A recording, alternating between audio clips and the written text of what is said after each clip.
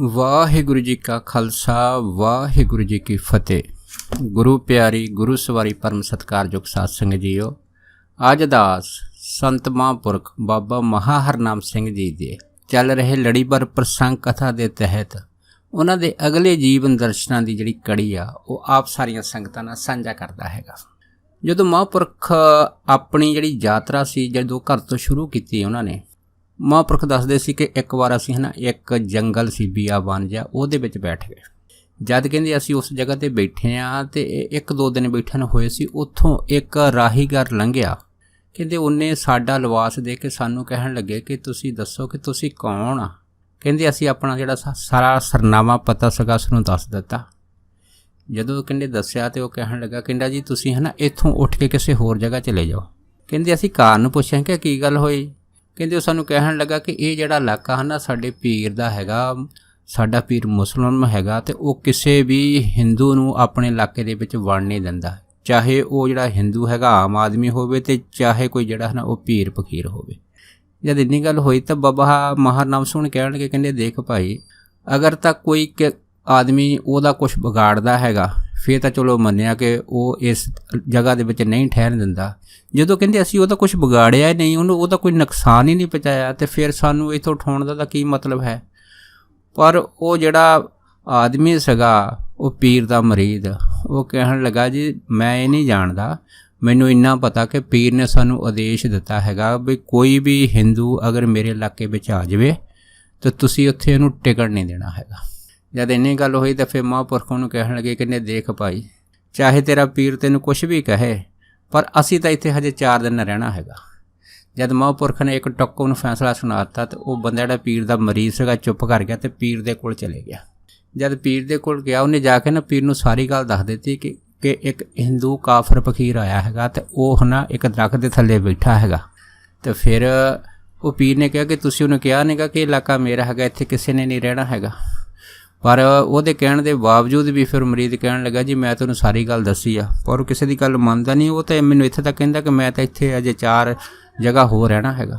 ਜਦ ਇੰਨੀ ਗੱਲ ਹੋਈ ਆ ਤਾਂ ਫਿਰ ਉਹ ਪੀਰ ਨੇ ਕੀ ਕੀਤਾ, ਇੱਕ ਦੂਸਰਾ ਜਿਹੜਾ ਮਰੀਦ ਸੀਗਾ, ਜਿਹੜਾ ਸਰੀਰਕ ਪੱਖੋਂ ਵੀ ਤਕੜਾ ਸੀਗਾ ਅਤੇ ਵੈਸੇ ਵੀ ਬਹੁਤ ਘਮੰਡੀ ਸੀਗਾ, ਉਹਨੂੰ ਭੇਜਿਆ ਕਿ ਤੂੰ ਜਾ ਕੇ ਉਸ ਪੀਰ ਨੂੰ ਉਠਾ ਕੇ ਆ, ਉਹਨੂੰ ਕਹਿ ਜੇ ਚੰਗੀ ਚਾਹੁੰਦਾ ਤਾਂ ਇਹ ਇਲਾਕਾ ਛੱਡ ਦੇ।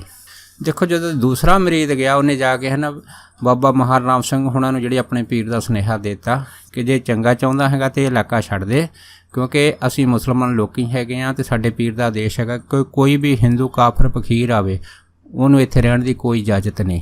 ਅਤੇ ਸਾਡਾ ਪੀਰ ਵੈਸੇ ਵੀ 40 ਦਿਨ ਦੇ ਛਿਲੇ ਦੇ ਵਿੱਚ ਬੈਠਾ ਹੈਗਾ, ਇਸ ਕਰਕੇ ਜੇ ਉਹ ਆਪ ਆ ਗਿਆ ਤਾਂ ਤੁਹਾਡੇ ਨਾਲ ਬਹੁਤ ਬੁਰੀ ਕਰੂਗਾ। ਇਸ ਤੋਂ ਪਹਿਲਾਂ ਕਿ ਉਹ ਆਪ ਆਵੇ ਤੁਸੀਂ ਇਲਾਕਾ ਛੱਡ ਦਿਓ। ਜਦ ਇੰਨੀ ਗੱਲ ਹੋਈ ਤਾਂ ਬਾਬਾ ਮਹਾਨਾਮ ਸਿੰਘ ਹੁਣੇ ਕਹਿਣ ਲੱਗੇ, ਕਹਿੰਦੇ ਦੇਖ ਭਾਈ, ਅਸੀਂ ਤਾਂ ਇਸ ਇਲਾਕੇ 'ਚ 4 ਦਿਨ ਰਹਿਣਾ ਹੈਗਾ, ਬਾਕੀ ਰਹੇ ਤੇਰੇ ਪੀਰ ਦੀ ਗੱਲ। ਆਪਣੇ ਪੀਰ ਨੂੰ ਇਹ ਸੁਨੇਹਾ ਦੇ ਦੇਂ ਕਿ ਭਾਈ ਅਸੀਂ ਕਿਸੇ ਦਾ ਕੁਛ ਵਿਗਾੜਦੇ ਨਹੀਂ, ਕਿਸੇ ਨੂੰ ਕੋਈ ਨੁਕਸਾਨ ਨਹੀਂ ਪਹੁੰਚਾਉਂਦੇ, ਪਰ ਦੂਸਰੀ ਗੱਲ ਇਹ ਹੈਗੀ ਹੈ ਕਿ ਅੱਜ ਰਾਤ ਨੂੰ ਹੀ ਤੇਰਾ ਪੀਰ ਸਾਨੂੰ ਆਪਣੇ ਪਾਸ ਬੁਲਾਊਗਾ। ਜਦ ਮਹਾਂਪੁਰਖ ਨੇ ਸਿੱਧੀ ਗੱਲ ਜਿਹੜੀ ਸੀਗੀ ਉਹਦੇ ਮੁਰੀਦ ਨੂੰ ਇਹ ਗੱਲ ਕਹਿਤੀ ਤਾਂ ਉਹ ਜਿਹੜਾ ਪੀਰ ਦਾ ਚੇਲਾ ਸੀਗਾ ਉਹ ਸੰਤ ਬਾਬਾ ਮਹਾ ਹਰਨਾਮ ਸਿੰਘ ਵੱਲ ਬਿਟ ਕਰਕੇ ਦੇਖਣ ਲੱਗ ਪਿਆ ਅਤੇ ਉਹ ਆਪਣੇ ਚਿੱਤੋਂ ਜਿਹੜਾ ਉਹ ਗਾਲੀ ਗਲੋਚ ਕਰਦਾ ਮਨ ਦੇ ਵਿੱਚ ਪੀਰ ਦੇ ਕੋਲ ਵਾਪਸ ਚਲਾ ਗਿਆ ਗੁੱਸੇ 'ਚ। ਅਤੇ ਆਪਣੇ ਪੀਰ ਨੂੰ ਜਾ ਕੇ ਕਹਿਣ ਲੱਗਾ ਕਿ ਉਹ ਸੰਤ ਨੇ ਮੈਨੂੰ ਚੈਲੰਜ ਕਰ ਦਿੱਤਾ ਹੈਗਾ, ਜਿਹੜਾ ਹਿੰਦੂ ਸੰਤ ਹੈਗਾ ਉਹਨੇ ਮੈਨੂੰ ਗੱਲ ਕਹਿਤੀ ਕਿ ਅੱਜ ਰਾਤ ਨੂੰ ਤੇਰਾ ਜਿਹੜਾ ਪੀਰ ਹੈਗਾ ਉਹ ਮੈਨੂੰ ਆਪਣੇ ਕੋਲ ਬੁਲਾਊਗਾ। ਜਦ ਇੰਨੀ ਗੱਲ ਹੋਈ ਤਾਂ ਫਿਰ ਉਹ ਜਿਹੜਾ ਪੀਰ ਮੁਸਲਮਾਨ ਸੀਗਾ ਚੁੱਪ ਕਰ ਗਿਆ। ਪਰ ਕਿਉਂਕਿ ਉਹਦਾ ਇੱਕ ਨਿਯਮ ਸੀਗਾ ਕਿ ਰਾਤ ਨੂੰ ਜਦੋਂ ਉਹ ਛੇਲੇ 'ਤੇ ਬਹਿੰਦਾ ਹੁੰਦਾ ਸੀਗਾ ਅਤੇ ਰਾਤ ਨੂੰ ਕੋਈ ਵੀ ਆਦਮੀ ਉਹਨੂੰ ਮਿਲ ਨਹੀਂ ਸੀ ਸਕਦਾ ਹੁੰਦਾ। ਪਰ ਉਦਣ ਜਦ ਉਹ ਰਾਤ ਨੂੰ ਬੈਠਾ, ਜਦ ਅੱਧੀ ਕੁ ਰਾਤ ਹੋਈ ਤਾਂ ਉਸੇ ਪੀਰ ਦੇ ਦਰਦ ਹੋਣ ਲੱਗ ਪਈ। ਹੌਲੀ ਹੌਲੀ ਦਰਦ ਐਸੀ ਵਧੀ ਕਿ ਉਹ ਤੋਂ ਛਿਲੇ 'ਚ ਬਹਿਣਾ ਬੜਾ ਮੁਸ਼ਕਿਲ ਹੋ ਗਿਆ। ਤਾਂ ਦਰਦ ਦੇ ਨਾਲ ਚੀਕਾਂ ਮਾਰਨ ਲੱਗ ਪਿਆ ਅਤੇ ਲਿਟਣ ਲੱਗ ਪਿਆ। ਜਦ ਦਰਦ ਦੇ ਨਾਲ ਚੀਕਾਂ ਮਾਰੀਆਂ, ਲਿਟਿਆਂ, ਜਦ ਦੇਖਿਆ ਕਿ ਇਸ ਦਰਦ ਨੂੰ ਹੁਣ ਮੈਂ ਕੋਈ ਰੋਕ ਨਹੀਂ ਸਕਦਾ, ਫਿਰ ਉਹਨੇ ਉੱਚੀ ਆਪਣੇ ਚੇਲੇ ਨੂੰ ਆਵਾਜ਼ਾਂ ਮਾਰੀਆਂ ਕਿ ਜਾ ਕੇ ਉਹ ਜਿਹੜੇ ਸੰਤ ਜਿਹੜੇ ਬਾਹਰ ਬੈਠੇ ਹੈਗੇ ਆ ਉਹਨਾਂ ਨੂੰ ਮਿਹਨਤ ਤਰਲਾ ਕਰਕੇ ਮੇਰੇ ਪਾਸ ਲੈ ਕੇ ਆਓ। ਦੇਖੋ ਜਦ ਇੰਨੀ ਗੱਲ ਹੋਈ ਆ ਤਾਂ ਉਹਦੇ ਜਿੰਨੇ ਵੀ ਚੇਲੇ ਚਪਟੇ ਸੀਗੇ ਉਹ ਸਾਰੇ ਦੌੜ ਕੇ ਸੰਤ ਬਾਬਾ ਮਹਾ ਹਰਨਾਮ ਸਿੰਘ ਹੁਣਾਂ ਦੇ ਪਾਸ ਪਹੁੰਚੇ। ਜਦ ਉਹਨਾਂ ਦੇ ਪਾਸ ਪਹੁੰਚੇ ਆ ਅਤੇ ਉਹਨਾਂ ਨੇ ਜਾ ਕੇ ਫਿਰ ਬਾਬਾ ਮਹਾ ਹਰਨਾਮ ਸਿੰਘ ਅੱਗੇ ਤਰਲ ਮੰਨਤੇ ਕੀਤੇ ਕਿ ਸਾਡੇ ਪੀਰ ਦੇ ਬਹੁਤ ਭਾਰੀ ਦਰਦ ਹੋ ਰਿਹਾ, ਅਤੇ ਉਹਨਾਂ ਨੇ ਤਾਂ ਆਪ ਨੂੰ ਬੁਲਾਇਆ ਹੈਗਾ। ਫਿਰ ਦੇਖੋ ਇਹ ਸੁਣ ਕੇ ਸੰਤ ਬਾਬਾ ਮਹਾ ਹਰਨਾਮ ਸਿੰਘ ਜੀ ਜਿਹੜੇ ਸੀਗੇ ਉਹ ਫਿਰ ਪੀਰ ਦੇ ਪਾਸ ਆਪ ਹੀ ਚਲ ਗਏ। ਜਦ ਗਏ ਤਾਂ ਪੀਰ ਨੇ ਉੱਥੇ ਲੰਮੇ ਪਏ ਨੇ, ਤੜਫਦੇ ਨਹੀਂ ਹੈ ਨਾ। ਫਿਰ ਸੰਤ ਬਾਬਾ ਮਹਾਨਾਮ ਸੋਹਣਾ ਨੂੰ ਜਿਹੜੀ ਸੀਗੀ ਉਹ ਥੋੜ੍ਹੀ ਜਿਹੀ ਨਮਸਕਾਰ ਕੀਤੀ। ਨਮਸਕਾਰ ਕਹਿਣ ਲੱਗੇ, ਕਹਿੰਦੇ ਵੀ ਮੇਰੇ ਦਰਦ ਬਹੁਤ ਹੁੰਦਾ ਹੈਗਾ, ਮੈਂ ਆਪ ਨੂੰ ਤਾਂ ਮੰਨੂਗਾ ਜੇ ਮੇਰਾ ਦਰਦ ਠੀਕ ਕਰਦਾ। ਜਦ ਇਹ ਗੱਲ ਹੋਈ ਤਾਂ ਬਾਬਾ ਮਹਾਨਾਮ ਸੋਹਣਾ ਦੇ ਪਾਸ ਉਹਨਾਂ ਟਾਈਮਾਂ ਦੇ ਵਿੱਚ ਇੱਕ ਲੱਕੜ ਦੀ ਛਿਟੀ ਸੀ, ਸੋਟੀ ਸੀਗੀ। ਇਹਨਾਂ ਨੇ ਕੀ ਕੀਤਾ, ਉਹ ਸੋਟੀ ਜਿਹੜੀ ਸੀਗੀ ਪੀਰ ਦੇ ਪੇਟ ਦੇ ਨਾਲ ਲਾਈ। ਉਹ ਸੋਟੀ ਦੇ ਸਪਰਸ਼ ਦੇ ਨਾਲ ਹੀ ਪੀਰ ਦਾ ਦਰਦ ਯਕਦਮ ਗਾਇਬ ਹੋ ਗਿਆ। ਜਦ ਦਰਦ ਗਾਇਬ ਹੋਇਆ ਤਾਂ ਪੀਰ ਉੱਠ ਕੇ ਬੈਠ ਗਿਆ। ਜਦ ਬੈਠਾ ਹੈਗਾ ਤਾਂ ਫਿਰ ਸੰਤਾਂ ਨੇ ਬਾਬਾ ਮਹਾਨਾਮ ਸੋਹਣੇ ਪੀਰ ਨੂੰ ਕਹਿਤਾ ਕਿ ਹੁਣ ਤੋਂ ਤੁਸੀਂ ਆਪਣਾ ਜਿਹੜਾ ਕੰਮ ਕਰਦੇ ਹੋ ਉਹ ਕਰੋ, ਸਵੇਰੇ ਅਸੀਂ ਆ ਕੇ ਨਾ ਤੁਹਾਡੇ ਨਾਲ ਗੱਲਬਾਤ ਕਰਾਂਗੇ। ਦੇਖੋ ਜਦ ਦਿਨ ਚੜ੍ਹਿਆ, ਪੀਰ ਨੇ ਫਿਰ ਆਪਣੇ ਮਰੀਦ ਭੇਜੇ। ਫਿਰ ਬਾਬਾ ਮਹਾਨਾਮ ਸੋਹਣਾ ਨੂੰ ਬੁਲਾਇਆ। ਜਦ ਕੋਰ ਬਣਾਇਆ ਤੇ ਪੀਰ ਜਿਹੜਾ ਕਿਸੇ ਦੇ ਹਿੰਦੂ ਪੀਰ ਦੇ ਮੱਥੇ ਨਹੀਂ ਸੀ ਲੱਗਦਾ ਹੁੰਦਾ, ਜਿਹਨੇ ਆਦੇਸ਼ ਦਿੱਤਾ ਸੀਗਾ ਕਿ ਕੋਈ ਵੀ ਹਿੰਦੂ ਇੱਥੇ ਕਾਫਰ ਕੋਈ ਵੀ ਆਵੇ ਤੇ ਉਹਨੂੰ ਸਾਡੇ ਪਾਸ ਨਹੀਂ ਲੈ ਕੇ ਆਉਣਾ ਤੇ ਅਸੀਂ ਉਹਨਾਂ ਦੇ ਮੱਥੇ ਨਹੀਂ ਲੱਗਣਾ। ਉਸੇ ਪੀਰ ਨੇ ਬਾਬਾ ਮਹਾਨਾਮ ਸੋਹਣਾ ਦੇ ਸਵਾਗਤ ਵਾਸਤੇ ਬੜਾ ਸੁੰਦਰ ਕੱਪੜਾ ਜਿਹੜਾ ਸੀਗਾ ਆਪਣੇ ਪਾਸ ਵਿਛਾ ਲਿਆ ਤੇ ਆਪ ਭੁੰਜੇ ਬੈਠ ਗਿਆ। ਜਦ ਭੁੰਜੇ ਬੈਠਾ ਹੈਗਾ ਤੇ ਫਿਰ ਜਦੋਂ ਗੱਲਬਾਤ ਚੱਲੀ ਤੇ ਬਾਬਾ ਮਹਾਨਾਮ ਸੋਹਣਾ ਨੇ ਉਹਨਾਂ ਪੀਰ ਨੂੰ ਇਹ ਕਿਹਾ ਹੈਗਾ, ਕਹਿੰਦੇ ਵੀ ਮੈਨੂੰ ਤੁਸੀਂ ਇਹ ਦੱਸੋ ਕਿ ਤੁਸੀਂ ਇਸ ਇਲਾਕੇ ਦੇ ਵਿੱਚ ਜਿਹੜੇ ਹਿੰਦੂ ਲੋਕੀ ਆ ਜਾਂ ਹਿੰਦੂ ਰੱਬ ਨੂੰ ਮੰਨਣ ਵਾਲੇ ਜਿੰਨੇ ਵੀ ਸ਼ਖਸ ਹੈਗੇ ਉਹਨਾਂ ਨਾਲ ਇੰਨੀ ਗਲਾਨੀ ਨਫ਼ਰਤ ਕਾਤੇ ਕਰਦੇ ਆ। ਜਦ ਇੰਨੀ ਗੱਲ ਹੋਈ ਆ ਤਾਂ ਉਸ ਪੀਰ ਨੂੰ ਕੋਈ ਜਵਾਬ ਨਹੀਂ ਆਇਆ। ਸੰਤਾਂ ਨੇ ਕਿਹਾ, ਦੇਖੋ ਜਿਹੜਾ ਵਾਹਿਗੁਰੂ ਪਰਮੇਸ਼ਰ ਹੈਗਾ ਉਹ ਸਾਰਿਆਂ ਦੇ ਹਿਰਦੇ ਦੇ ਵਿੱਚ ਵਸਦਾ ਹੈਗਾ। ਉਹ ਇਹ ਨਹੀਂ ਦੇਖਦਾ ਵੀ ਇਹ ਜਿਹੜਾ ਸਰੀਰ ਆ ਹਿੰਦੂ ਦਾ, ਮੁਸਲਿਮ ਦਾ, ਜੋਗੀ ਦਾ, ਜਤੀ ਦਾ। ਜਦੋਂ ਮਹਾਂਪੁਰਖਾਂ ਨੇ ਇਸ ਤਰ੍ਹਾਂ ਉਸ ਪੀਰ ਦੇ ਨਾਲ ਗੱਲਬਾਤ ਕੀਤੀ, ਪੀਰ ਚੁੱਪ ਕਰਕੇ ਨੀਵੀਂ ਪਾ ਕੇ ਸੁਣਦਾ ਰਿਹਾ। ਤੇ ਫਿਰ ਬਾਬਾ ਮਹਾਨਾਮ ਸੋਹਣੇ ਨੇ ਕਿਹਾ ਹੈਗਾ ਕਿ ਤੁਸੀਂ ਇਹ ਜੋ ਕੰਮ ਕਰਦੇ ਆ ਇਹ ਚੰਗਾ ਨਹੀਂ ਕਰਦੇ। ਪਰ ਪੀਰ ਨੇ ਕਿਹਾ ਹੈਗਾ ਕਿ ਬਾਕੀ ਤਾਂ ਚਲੋ ਮੈਂ ਮੰਨਦਾ ਕਿ ਠੀਕ ਹੈਗਾ, ਪਰ ਗੱਲ ਇੰਨੀ ਹੈਗੀ ਆ ਕਿ ਮੈਂ ਜਿੰਨੇ ਵੀ ਅੱਜ ਤੱਕ ਕੰਮ ਕੀਤੇ ਆ ਇਹਨਾਂ ਕੰਮਾਂ ਦੇ ਵਿੱਚ ਮੇਰਾ ਇੱਕ ਨਿਯਮ ਰਿਹਾ ਹੈਗਾ। ਉਹ ਨਿਯਮ ਇਹ ਆ ਕਿ ਜਦ ਰਾਤ ਹੁੰਦੀ ਆ, ਜਦੋਂ ਮੈਂ ਛਿਲੇ 'ਤੇ ਬਹਿੰਦਾ ਤੇ ਮੈਂ ਕਿਸੇ ਦੇ ਮੱਥੇ ਨਹੀਂ ਲੱਗਦਾ। ਪਰ ਤੁਸੀਂ ਇੱਕ ਪਹਿਲੇ ਐਸੇ ਸ਼ਖਸ ਹੈਗੇ ਆ ਜਿਨ੍ਹਾਂ ਨੂੰ ਮੈਨੂੰ ਮਜਬੂਰੀ ਕਰਕੇ ਰਾਤ ਨੂੰ ਬੁਲਾਉਣਾ ਪਿਆ ਤੇ ਜਿਨ੍ਹਾਂ ਨੇ ਮੇਰਾ ਦਰਦ ਠੀਕ ਕੀਤਾ। ਜੋ ਮੇਰਾ ਨਿਯਮ ਸੀਗਾ ਰਾਤ ਨੂੰ ਕਿਸੇ ਦੇ ਮੱਥੇ ਨਹੀਂ ਲੱਗਣਾ, ਇਹ ਤਾਂ ਟੁੱਟ ਗਿਆ। ਜਦ ਇੰਨੀ ਗੱਲ ਹੋਈ ਤਾਂ ਬਾਬਾ ਮਹਾਨਾਮ ਸੋਹਣਾ ਕਹਿਣ ਲੱਗੇ, ਕਹਿੰਦੇ ਭਾਈ ਤੂੰ ਆਪਣਾ ਨਿਯਮ ਤਾਂ ਤੋੜ ਕੇ ਬੜਾ ਦੁੱਖ ਮਹਿਸੂਸ ਕਰਦਾ, ਪਰ ਤੂੰ ਜਿਹੜੇ ਲੋਕਾਂ ਦੇ ਨਿਯਮ ਇੰਨੇ ਤੋੜੇ ਆ ਉਸ ਦਾ ਫਲ ਫੇ ਕੌਣ ਦਊਗਾ? ਐਡਾ ਪਾਪ ਕੋ ਕਰਮ ਤੂੰ ਕਰਦਾ ਹੈਗਾ। ਜਦ ਮਹਾਨਾਮ ਸੋਹਣਾ ਨੇ ਇਹ ਗੱਲ ਕੀਤੀ ਤੇ ਪੀਰ ਉਹ ਕਹਿਣ ਲੱਗਾ, ਕਹਿੰਦਾ ਜੀ ਮੈਂ ਤਾਂ ਜ਼ਿੰਦਗੀ ਦੇ ਵਿੱਚ ਕਿਸੇ ਦਾ ਕੋਈ ਨਿਯਮ ਨਹੀਂ ਤੋੜਿਆ ਹੈਗਾ। ਤੇ ਬਾਬਾ ਜੀ ਕਹਿਣ ਲੱਗੇ, ਦੇਖ ਭਾਈ ਤੇਰੇ ਕਰਮ ਨੂੰ ਦੇਖ ਕੇ, ਤੇਰੀ ਪੀਰ ਦੀ ਸ਼ਕਤੀ ਨੂੰ ਦੇਖ ਕੇ ਕਈ ਲੋਕ ਤਾਂ ਇੱਕੋ ਮੰਨਤਾ ਮੰਨਣ ਆਉਂਦੇ ਆ। ਚਲੋ ਕਹਿੰਦੇ ਮੰਨਤਾ ਮੰਨਣ ਆਇਆ, ਤੂੰ ਕਹਿੰਦੇ ਉਹਨਾਂ ਨੂੰ ਆਪਣੇ ਪ੍ਰਭਾਵ ਦੇ ਹੇਠ ਲਿਆ ਕੇ ਹਿੰਦੂਆਂ ਤੋਂ ਮੁਸਲਮਾਨ ਬਣਾਉਂਦਾ ਹੈਗਾ। ਇਹ ਤੂੰ ਨਿਯਮ ਨਹੀਂ ਤੋੜਦਾ ਤਾਂ ਹੋਰ ਕੀ ਕਰਦਾ ਹੈ? ਕਈ ਕਹਿੰਦੇ ਮਜਬੂਰੀ ਬਸ ਹੋ ਕੇ ਆਪਣਾ ਧਰਮ ਛੱਡ ਕੇ ਮੁਸਲਿਮ ਬਣ ਜਾਂਦੇ ਆ ਤੇ ਕਈ ਜਿਹੜੇ ਹੈਗੇ ਉੱਦਾਂ ਹੀ ਚਲੇ ਜਾਂਦੇ ਆ। ਤੇ ਤੂੰ ਆਪਣੇ ਚੇਲੇ ਚਪਟੇ ਸ਼ਾਗਿਰਦ ਜਿਹੜੇ ਆ ਹੋਰ ਵਧਾਉਣ ਦੀ ਕੋਸ਼ਿਸ਼ ਕਰਦਾ। ਦੱਸ ਇੰਨੇ ਚੇਲੇ ਚਪਟੇ ਵਧਾਉਣ ਦੇ ਨਾਲ ਤੈਨੂੰ ਕੀ ਮਿਲੇਗਾ? ਕਿਉਂਕਿ ਜਿਹੜੀ ਰੱਬ ਦੀ ਪ੍ਰਾਪਤੀ ਉਹ ਤਾਂ ਚੰਦ ਬੱਦਿਆਂ ਨਹੀਂ ਹੁੰਦੀ ਆ। ਇੰਨਾ ਭੀੜ ਭੜੱਕਾ ਇਕੱਠਾ ਕਰਨ ਦੀ ਕੀ ਲੋੜ? ਉਹ ਵੀ ਤੂੰ ਇਸ ਕਰਕੇ ਕਰਦਾ ਹੈਗਾ ਕਿ ਮੇਰੇ ਮੱਤ ਵਿੱਚ ਆਵੇ। ਜਦ ਇਸ ਤਰ੍ਹਾਂ ਦੀ ਵਿਚਾਰ ਬਾਬਾ ਮਹਾਨਾਮ ਸੋਹਣਾ ਨੇ ਪੀਰ ਦੇ ਸਾਹਮਣੇ ਰੱਖੀ, ਫਿਰ ਪੀਰ ਨੂੰ ਕੋਈ ਗੱਲ ਨਹੀਂ ਆਈ। ਤੇ ਬਾਬਾ ਜੀ ਕਹਿਣ ਲੱਗੇ, ਕਹਿੰਦੇ ਦੇਖ ਭਾਈ ਕੋਈ ਵੀ ਬੂਟਾ ਜਿਸ ਜ਼ਮੀਨ ਦੇ ਵਿੱਚ ਲੱਗਦਾ ਉਹਦੇ ਵਿੱਚ ਵੱਧਦਾ ਫੁੱਲਦਾ ਹੈਗਾ ਤੇ ਉਹਨੂੰ ਉੱਥੇ ਹੀ ਰਹਿਣ ਦੇ। ਉਸ ਬੂਟੇ ਨੂੰ ਉਸ ਜ਼ਮੀਨ 'ਚੋਂ ਪੁੱਟ ਕੇ ਤੂੰ ਆਪਣੀ ਜ਼ਮੀਨ 'ਚ ਲਾਉਣਾ ਚਾਹੁੰਦਾ ਹੈਗਾ, ਹੋ ਸਕਦਾ ਹੈਗਾ ਤੇਰਾ ਲੱਗਿਆ ਹੋਇਆ ਬੂਟਾ ਜਿਹੜਾ ਅਗਰ ਨਾ ਹੋਵੇ ਤਾਂ ਫਿਰ ਤੂੰ ਇਹ ਉਸ ਬੰਦੇ ਦਾ ਜੀਵਨ ਬਰਬਾਦ ਨਹੀਂ ਕਰਦਾ, ਇਹ ਤੂੰ ਕਾਨੂੰਨ ਭੰਗ ਨਹੀਂ ਕਰਦਾ ਹੈਗਾ। ਜਦ ਮਹਾਨਾਮ ਸੋਹਣਾ ਨੇ ਬੇਖੌਫ ਹੋ ਕੇ ਉਸ ਪੀਰ ਦੇ ਨਾਲ ਇਸ ਤਰ੍ਹਾਂ ਦੀ ਗੱਲਬਾਤ ਕੀਤੀ ਤਾਂ ਫਿਰ ਪੀਰ ਜਿਹੜਾ ਸੀਗਾ ਉਹ ਬੜਾ ਮਨ ਜਿਹੜਾ ਸੀਗਾ ਉਹ ਸ਼ਰਮਸਾਰ ਹੋਇਆ ਸੀਗਾ। ਫਿਰ ਬਾਬਾ ਜੀ ਨੇ ਉਹਨੂੰ ਸਮਝਾਇਆ ਸੀਗਾ ਕਿ ਅਗਰ ਕੋਈ ਵਿਅਕਤੀ, ਕੋਈ ਸਾਧੂ, ਕੋਈ ਗੁਰਮਤਿ ਮਾਰਗ 'ਤੇ ਚੱਲਣ ਵਾਲਾ ਕੋਈ ਵੀ ਵਿਅਕਤੀ ਤੇਰੇ ਪਾਸ ਆਉਂਦਾ ਹੈਗਾ ਤਾਂ ਤੂੰ ਉਹਦਾ ਰੁਕਿਆ ਹੋਇਆ ਸਿਮਰਨ ਜਿਹੜਾ ਹੈਗਾ ਉਹ ਚਾਣ ਵੱਲ ਜਾਣ ਦੀ ਸਲਾਹ ਤਾਂ ਤੂੰ ਦੇ ਦੇ।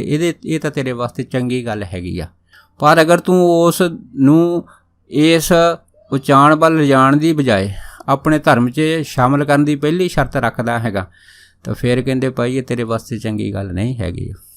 ਉਹ ਤੋਂ ਬਾਅਦ ਦੇਖੋ ਪੀਰ ਨੇ ਫਿਰ ਜਿਹੜੀ ਸੀ ਬਾਬਾ ਮਹਾਨਾਮ ਸੋਹਣਾ ਦੇ ਕਹਿਣ ਦੇ ਉੱਤੇ ਜਿਹੜੀ ਸੀ ਆਪਣੇ ਕੁਕਰਮਾਂ ਦੀ ਮਾफ़ੀ ਮੰਗੀ। ਫਿਰ ਉਹ ਕੁਦਰਤੀ ਪੀਰ ਦੀ ਨਜ਼ਰ ਬਾਬਾ ਮਹਾਨਾਮ ਸੋਹਣਾ ਦੇ ਜਾਣੀ ਕਿ ਇੱਕ ਕੱਪੜੇ ਵੱਲ ਪਈ ਜਿੱਥੇ ਬਾਬਾ ਮਹਾਨਾਮ ਸੋਹਣਾ ਨੇ ਜਪਜੀ ਸਾਹਿਬ ਜੀ ਦਾ ਜਿਹੜਾ ਗੁਟਕਾ ਸਾਹਿਬ ਸੀਗਾ ਇੱਕ ਪੁਰਾਣੀ ਹੱਥ ਲਿਖਤ ਦਾ ਉਹ ਬੰਨਿਆ ਹੋਇਆ ਸੀਗਾ। ਫਿਰ ਪੀਰ ਨੇ ਪੁੱਛਿਆ ਕਿ ਆਹ ਜਿਹੜੀ ਕਿਤਾਬ ਹੈ ਕਿਹੜੀ ਹੈ? ਤੇ ਬਾਬਾ ਮਹਾਨਾਮ ਸੋਹਣਾ ਨੇ ਕਿਹਾ ਕਿ ਇਹ ਜਿਹੜੀ ਬਾਣੀ ਹੈ ਜਪਜੀ ਸਾਹਿਬ ਦੀ ਆ, ਧੰਨ ਗੁਰੂ ਨਾਨਕ ਸਾਹਿਬ ਮਹਾਰਾਜ ਦੀ। ਜਦ ਇੰਨੀ ਗੱਲ ਹੋਈ ਪੀਰ ਕਹਿਣ ਲੱਗਾ, ਕਹਿੰਦਾ ਜੀ ਕੀ ਮੈਂ ਇਸ ਜਪਜੀ ਸਾਹਿਬ ਨੂੰ ਪੜ੍ਹ ਸਕਦਾ ਹਾਂ? ਅਤੇ ਫਿਰ ਬਾਬਾ ਮਾਰਨਾਮ ਸਿੰਘ ਕਹਿਣ ਲੱਗੇ, ਕਹਿੰਦੇ ਬੇਖੌਫ ਹੋ ਕੇ ਪੜ੍ਹ ਸਕਦਾ ਹੈਗਾ, ਕਿਉਂਕਿ ਇਹ ਸਰਬ ਸਾਂਝੀ ਬਾਣੀ ਹੈ, ਇਹਨੂੰ ਕੋਈ ਵੀ ਪੜ੍ਹ ਸਕਦਾ ਹੈਗਾ। ਅਤੇ ਪਰ ਨਾਲ ਹੀ ਬਾਬਾ ਮਾਰਨਾਮ ਸਿੰਘ ਕਹਿਣ ਲੱਗੇ, ਕਹਿੰਦੇ ਪੀਰ ਜੀ ਇਹ ਜਿਹੜੀ ਬਾਣੀ ਆ ਇਹ ਗੁਰਮੁਖੀ ਵਿੱਚ ਵਾ, ਅਤੇ ਕੀ ਤੁਸੀਂ ਇਹਨੂੰ ਪੜ੍ਹ ਸਕਦੇ ਆ? ਫਿਰ ਉਹ ਪੀਰ ਕਹਿਣ ਲੱਗਾ, ਜੀ ਮੈਂ ਹੈ ਨਾ ਲਾਹੌਰ ਦੇ ਇਲਾਕੇ ਦਾ ਰਹਿਣ ਵਾਲਾ ਹੈਗਾ, ਅਤੇ ਮੈਂ ਪੰਜਾਬੀ ਗੁਰਮੁਖੀ ਨੂੰ ਵੀ ਚੰਗੀ ਤਰ੍ਹਾਂ ਜਾਣਦਾ ਹੈਗਾ, ਅਤੇ ਇਸ ਕਰਕੇ ਇਹ ਜਿਹੜਾ ਹੈ ਨਾ ਗੁਟਕਾ ਸਾਹਿਬ ਮੈਨੂੰ ਦੇ ਦਿਓ। ਜਦ ਇੰਨੀ ਗੱਲ ਹੋਈ ਤਾਂ ਬਾਬਾ ਮਹਾਂ ਹਰਨਾਮ ਸੋਹਣਾ ਨੇ ਖੁਸ਼ ਹੋ ਕੇ ਉਹ ਜਿਹੜਾ ਜਪਜੀ ਸਾਹਿਬ ਦਾ ਗੁਟਕਾ ਸੀਗਾ ਉਹ ਪੀਰ ਨੂੰ ਜਾਣੀ ਜਦੋਂ ਦਿੱਤਾ ਹੈਗਾ, ਅਤੇ ਫਿਰ ਪੀਰ ਨੂੰ ਦੇਣ ਤੋਂ ਬਾਅਦ ਬਾਬਾ ਮਾਰਨਾਮ ਸੋਹਣਾ ਨੇ ਜਪਜੀ ਸਾਹਿਬ ਪੜ੍ਹਨ ਦੀ ਵਿਧੀ ਵੀ ਜਿਹੜੀ ਸੀ ਉਹ ਪੀਰ ਨੂੰ ਸਮਝਾਤੀ ਸੀਗੀ। ਜਦ ਵਿਧੀ ਸਮਝਾਈ ਤਾਂ ਫਿਰ ਬਾਬਾ ਮਹਾਂ ਹਰਨਾਮ ਸੋਹਣਾ ਨੇ ਕਿਹਾ ਸੀਗਾ ਕਿ ਜੇ ਤੂੰ 1.25 ਲੱਖ ਜਾਪ ਇਸ ਜਪਜੀ ਸਾਹਿਬ ਦਾ ਕਰ ਲਵੇਂ ਤਾਂ ਤੇਰਾ ਫਿਰ ਜਨਮ ਮਨ ਕੱਟਿਆ ਜਾਊਗਾ, ਅਤੇ ਤੇਰੀਆਂ ਜਿੰਨੀਆਂ ਵੀ ਮਨੋਕਾਮਨਾ ਪੂਰੀਆਂ ਹੋ ਜਾਣਗੀਆਂ। ਦੇਖੋ ਫਿਰ ਉਸ ਪੀਰ ਨੇ ਬਾਬਾ ਮਹਾਂ ਹਰਨਾਮ ਸੋਹਣਾ ਨੇ ਕਿਹਾ ਸੀਗਾ ਕਿ ਇਹ ਤੁਸੀਂ ਬਹੁਤ ਵਧੀਆ ਕੀਤਾ ਹੈਗਾ ਕਿ ਤੁਸੀਂ ਮੈਨੂੰ ਇਹ ਗੁਟਕਾ ਸਾਹਿਬ ਦੇ ਦਿੱਤਾ ਹੈਗਾ, ਅਤੇ ਮੈਂ ਹੁਣ ਅੱਜ ਤੋਂ ਬਾਅਦ ਜਿਹੜਾ ਹੈ ਨਾ ਇਹ ਜਪਜੀ ਸਾਹਿਬ ਦਾ 1.25 ਲੱਖ ਪਾਠ ਜਿਹੜਾ ਹੈ ਨਾ ਉਹਦਾ ਇੱਕ ਛਿਲਾ ਜ਼ਰੂਰ ਕੱਢੂੰਗਾ। ਫਿਰ ਜਦੋਂ ਜਾਣ ਲੱਗੇ ਬਾਬਾ ਮਹਾਂ ਹਰਨਾਮ ਸੋਹਣੇ ਉਹ ਪੀਰ ਫਿਰ ਉਹਨੂੰ ਛੱਡਣ ਆਇਆ। ਜਦ ਛੱਡਣ ਆਇਆ ਤਾਂ ਬਾਬਾ ਮਹਾਂ ਹਰਨਾਮ ਸੋਹਣੇ ਨੇ ਕਿਹਾ ਵੀ ਹੁਣ ਤੂੰ ਮੁੜ ਜਾ, ਅਸੀਂ ਹੁਣ ਜਿਹੜਾ ਹੈਗਾ ਇੱਥੋਂ ਚਲੇ ਜਾਣਾ ਅੱਗੇ। ਪਰ ਫਿਰ ਪੀਰ ਨੇ ਕਿਹਾ ਸੀਗਾ ਕਿ ਇਹ ਮੈਨੂੰ ਦੱਸੋ ਕਿ ਮੈਨੂੰ ਹੈ ਨਾ ਦੁਬਾਰਾ ਦਰਸ਼ਨ ਕਦੋਂ ਹੋਣਗੇ? ਫਿਰ ਬਾਬਾ ਜੀ ਨੇ ਕਿਹਾ ਕਿ ਜਦੋਂ ਸਮਾਂ ਆਊਗਾ ਅਸੀਂ ਤੈਨੂੰ ਜ਼ਰੂਰ ਬੁਲਾਵਾਂਗੇ। ਫਿਰ ਦੇਖੋ ਸਮਾਂ ਪਾ ਕੇ ਉਹੀ ਪੀਰ ਜਿਹੜਾ ਸੀਗਾ ਇਹ ਭੁੱਚੋ ਮੰਡੀ ਬਾਬਾ ਜੀ ਦੇ ਪਾਸ ਆਇਆ ਸੀਗਾ, ਅਤੇ ਇੱਥੇ ਆ ਕੇ ਫਿਰ ਬਾਬਾ ਜੀ ਨੇ ਉਸ ਨੂੰ ਹੈ ਨਾ ਫਿਰ ਨਾਗਪੁਰ ਵਾਲਾ ਸੰਤ ਕਹਿ ਕੇ ਜਿਹੜਾ ਸੀਗਾ ਬੁਲਾਇਆ ਸੀਗਾ। ਸੋ ਇਹ ਜਿਹੜੀ ਸਾਖੀ ਹੈਗੀ ਆ ਬਾਬਾ ਜੀ ਦੀ ਉਸ ਪੀਰ ਦੇ ਨਾਲ ਮਿਲਣੀ ਜਿਹੜੀ ਹੋਈ ਸੀਗੀ, ਇਹ ਸਾਖੀ ਜਿਹੜੀ ਸੀ ਇਹ ਬਾਬਾ ਜੀ ਨੇ ਸੰਗਤ ਦੇ ਵਿੱਚ ਸਾਂਝੀ ਕੀਤੀ ਸੀਗੀ। ਉਸ ਤੋਂ ਬਾਅਦ ਫਿਰ ਬਾਬਾ ਜੀ ਹੈ ਨਾ ਉੱਥੋਂ ਜੋ ਤੁਰੇ ਆ ਅਤੇ ਜਗਰਾਵਾਂ ਜਦ ਪਹੁੰਚੇ ਉਸ ਜੂਹ ਦੇ ਵਿੱਚ, ਅਤੇ ਉੱਥੇ ਇੱਕ ਲੱਖੇ ਸ਼ਾਹ ਫਕੀਰ ਹੋਇਆ ਜਗਰਾਵਾਂ ਦੇ ਅੰਦਰ। ਜਦ ਬਾਬਾ ਜੀ ਉਹਦੇ ਪਾਸ ਆਇਆ ਅਤੇ ਉਸ ਪੀਰ ਨੇ ਹੈ ਨਾ ਬਾਬਾ ਜੀ ਦੇ ਕੋਲ ਜਾ ਕੇ ਬੇਨਤੀ ਕੀਤੀ ਕਿ ਦੱਸੋ ਤੁਹਾਨੂੰ ਪ੍ਰਸ਼ਾਦੇ ਪਾਣੀ ਵਿੱਚ ਛਕਣ ਵਾਸਤੇ ਕੀ ਚਾਹੀਦਾ? ਅਤੇ ਬਾਬਾ ਜੀ ਨੇ ਆਖਿਆ ਸੀਗਾ ਕਿ ਅਗਰ ਤੁਸੀਂ ਸਾਨੂੰ ਪ੍ਰਸ਼ਾਦਾ ਪਾਣੀ ਛਕਾਉਣਾ ਹੈਗਾ ਤਾਂ 1 ਸੇਰ ਆਟਾ ਪੁਰਾਣੀ ਕਣਕ ਦਾ ਦੇ ਦਿਓ, 1 ਸੇਰ ਘੀ ਦੇ ਦਿਓ, 1 ਕਿਲੋ ਖੰਡ ਦੇ ਦਿਓ, ਅਤੇ 1 ਕਿਲੋ ਮਹਾਂ ਦੀ ਦਾਲ ਦੇ ਦਿਓ। ਦੇਖੋ ਇਹ ਸਾਰੀਆਂ ਚੀਜ਼ਾਂ ਜਿਹੜੀਆਂ ਸੀਗੀਆਂ ਪੀਰ ਲੱਖੇ ਸ਼ਾਹ ਨੇ ਬਾਬਾ ਜੀ ਨੂੰ ਦੇ ਦਿੱਤੀਆਂ, ਅਤੇ ਬਾਬਾ ਜੀ ਨੇ ਉਹਦੀ ਰਸੋਈ ਕਰਕੇ ਜਾਣੀ ਜਦ ਛਕੀਆਂ। ਉਸ ਤੋਂ ਬਾਅਦ ਜਦੋਂ ਬਚਨ ਬਲਾਸ ਹੋਏ ਉਹਨਾਂ ਬਚਨ ਬਲਾਸਾਂ 'ਚ ਬਾਬਾ ਜੀ ਨੇ ਨਾ ਪੀਰ ਜਿਹੜਾ ਲੱਖੇ ਸ਼ਾਹ ਸੀਗਾ ਉਹਨੂੰ ਇਹ ਗੱਲ ਕਹਿ ਦਿੱਤੀ, ਕਹਿੰਦੇ ਵੀ ਆਹ ਜਗਰਾਵਾਂ ਇਲਾਕੇ ਜਿਸ ਤੂੰ ਰਹਿੰਦਾ ਹੈਗਾ ਬਹੁਤ ਸਾਰੇ ਸ਼ਰਧਾਲੂ ਤੈਨੂੰ ਮੰਨਦੇ ਆ, ਸਾਨੂੰ ਇਸ ਤਰ੍ਹਾਂ ਲੱਗਦਾ ਕਿ ਤੂੰ ਵਾਕਿਆ ਹੀ ਇਸ ਇਲਾਕੇ ਦਾ ਰਾਜਾ ਹੈਗਾ, ਅਤੇ ਰਾਜੇ ਦਾ ਜਿਹੜਾ ਧਰਮ ਹੁੰਦਾ ਪ੍ਰਜਾ ਨੂੰ ਸੁਖੀ ਕਰਨ ਦਾ ਹੁੰਦਾ ਹੈਗਾ। ਅਤੇ ਕਹਿੰਦੇ ਵੀ ਤੂੰ ਸਾਨੂੰ ਇਹ ਦੱਸ ਵੀ ਤੂੰ ਪ੍ਰਜਾ ਨੂੰ ਦੁਖੀ ਕਾਹਤੇ ਕਰਦਾ? ਜਦ ਇੰਨੀ ਗੱਲ ਉਹ ਲੱਖਾ ਸ਼ਾਹ ਜਿਹੜਾ ਸੀਗਾ ਪੀਰ ਉਹ ਬੜਾ ਹੈਰਾਨ ਹੋਇਆ, ਕਹਿਣ ਲੱਗਾ ਬਾਬਾ ਜੀ ਵੀ ਮੈਂ ਤਾਂ ਕਿਸੇ ਨੂੰ ਤੰਗ ਨਹੀਂ ਕਰਦਾ। ਕੋਈ ਸਮਾਂ ਸੀਗਾ ਜਦੋਂ ਮੈਂ ਜਗਰਾਵਾਂ ਦੀ ਜਿਹੜੀ ਰੱਖਿਆ ਸੀ ਕਿਸੇ ਲਟੇਰਿਆਂ ਤੋਂ ਕੀਤੀ ਸੀ। ਜਦ ਇੰਨੀ ਗੱਲ ਹੋਈ ਤਾਂ ਬਾਬਾ ਜੀ ਕਹਿਣ ਲੱਗੇ ਤੂੰ ਇਹ ਵੀ ਗੱਲ ਬਾਅਦ ਦੇ ਵਿੱਚ ਕਹੀ ਸੀਗੀ ਕਿ ਇਹ ਜਿਹੜਾ ਜਗਰਾਵਾਂ ਹੈਗਾ ਇਸ ਨੂੰ ਮੈਂ ਪਾਣੀ ਵਿੱਚ ਡੁਬੋ ਦੇਵਾਂਗਾ। ਜਦ ਇੰਨੀ ਗੱਲ ਹੋਈ ਆ ਤਾਂ ਫਿਰ ਉਹ ਜਿਹੜਾ ਸੀ ਲੱਖਾ ਸ਼ਾਹ ਪੀਰ ਉਹ ਚੁੱਪ ਕਰ ਗਿਆ, ਅਤੇ ਬਾਬਾ ਜੀ ਨੂੰ ਕਹਿੰਦਾ ਜੀ ਉਹ ਤਾਂ ਮੇਰੇ ਮੂੰਹੋਂ ਐਵੇਂ ਗੁੱਸੇ 'ਚ ਗੱਲ ਨਿਕਲ ਗਈ ਸੀ। ਜਦ ਇੰਨੀ ਗੱਲ ਹੋਈ ਤਾਂ ਬਾਬਾ ਜੀ ਕਹਿਣ ਲੱਗੇ, ਕਹਿੰਦੇ ਦੇਖ ਭਾਈ ਇਸੇ ਜਗਰਾਵਾਂ ਦੀ ਜੂਹ ਦੇ ਵਿੱਚ ਹੈ ਨਾ ਕੋਈ ਮਹਾਂਪੁਰਖ ਹੋਣਗੇ, ਅਤੇ ਆਹ ਜਿਹੜਾ ਤੂੰ ਬਚਨ ਕੱਢਿਆ ਸੀ ਉਸ ਟਾਈਮ ਦੇ ਵਿੱਚ ਵੀ ਇਹ ਜਗਰਾਵਾਂ ਨੂੰ ਜਾਣੀ ਪਾਣੀ ਦੀ ਮਾਰ ਜਿਹੜੀ ਹੈ ਐਸੀ ਪਊਗੀ ਕਿ ਕੋਈ ਬਚ ਨਹੀਂ ਸਕਦਾ। ਉਹ ਮਹਾਂਪੁਰਖ ਆ ਕੇ ਹੈ ਨਾ ਇਸ ਪਾਣੀ ਦੀ ਜਿਹੜੀ ਮਾਰ ਆ ਉਹ ਤੋਂ ਬਚਾਉਣਗੇ ਇਸ ਜਗਰਾਵਾਂ ਨੂੰ। ਸੋ ਕਹਿਣ ਤੋਂ ਭਾਵ ਸੀ ਬਾਬਾ ਮਹਾਂ ਹਰਨਾਮ ਸੋਹਣਾ ਦਾ ਇਸ਼ਾਰਾ ਜਿਹੜਾ ਸੀਗਾ ਉਸ ਟਾਈਮ ਸੰਤ ਬਾਬਾ ਆਨੰਦ ਸੋਹਣਾ ਵੱਲ ਸੀਗਾ। ਦੇਖੋ ਜਿਹੜੀ ਗੱਲਬਾਤ ਕੀਤੀ ਸੀ ਇਸ ਗੱਲਬਾਤ ਦੇ ਵਿੱਚ ਫਿਰ ਲੱਖੇ ਸ਼ਾਹ ਨੇ ਕਿਹਾ ਸੀਗਾ ਕਿ ਤੁਸੀਂ ਹੈ ਨਾ ਮੈਨੂੰ ਜਿਹੜੀ ਕਲਾਮ ਪੜ੍ਹਦੇ ਆ ਉਹਦੇ ਬਾਬਤ ਕੁਛ ਸੁਣਾਓ। ਅਤੇ ਫਿਰ ਬਾਬਾ ਜੀ ਨੇ ਨਾ ਜਪਜੀ ਸਾਹਿਬ ਦੀ ਮਹਿਮਾ ਜਿਹੜੀ ਸੀ ਲੱਖੇ ਸ਼ਾਹ ਦੇ ਨਾਲ ਕੀਤੀ ਸੀ। ਫਿਰ ਜਪਜੀ ਸਾਹਿਬ ਦੀ ਮਹਿਮਾ ਸੁਣ ਕੇ ਫਿਰ ਲੱਖੇ ਸ਼ਾਹ ਨੇ ਕਿਹਾ ਸੀਗਾ ਕਿ ਇਹ ਤੁਸੀਂ ਮੈਨੂੰ ਹੈ ਨਾ ਜਵਾਨੇ ਕੰਠ ਕਰਾ ਦਿਓ ਤਾਂ ਜੋ ਮੈਂ ਇਹ ਜਿਹੜੀ ਹੈ ਨਾ ਕਲਾਮ ਆ ਇਸ ਨੂੰ ਬੜੇ ਪ੍ਰੇਮ ਅਤੇ ਪਿਆਰ ਅਦਬ ਸਤਿਕਾਰ ਦੇ ਨਾਲ ਪੜ੍ਹ ਸਕਾਂ। ਜਦੋਂ ਇੰਨੀ ਗੱਲ ਹੋਈ ਸੀ ਤਾਂ ਫਿਰ ਬਾਬਾ ਜੀ ਨੇ ਜਾਣੀ ਕਿ ਫਿਰ ਆਪ ਜਿਹੜੀ ਜਪਜੀ ਸਾਹਿਬ ਦੇ ਪਾਠ ਦੀ ਮਰਜ਼ਾਦਾ ਸੀਗੀ ਆਪ ਪੜ੍ਹ ਕੇ ਫਿਰ ਲੱਖੇ ਸ਼ਾਹ ਜਿਹੜਾ ਪੀਰ ਸੀਗਾ ਉਹਨੂੰ ਸੁਣਾਈ ਸੀਗੀ। ਤਾਂ ਬਸ ਇਹ ਜਪਜੀ ਸਾਹਿਬ ਦਾ ਪਾਠ ਸੁਣਦਿਆਂ ਉਹ ਐਸੇ ਆਨੰਦ ਵਿੱਚ ਗਵਾਚ ਗਿਆ ਸੀਗਾ।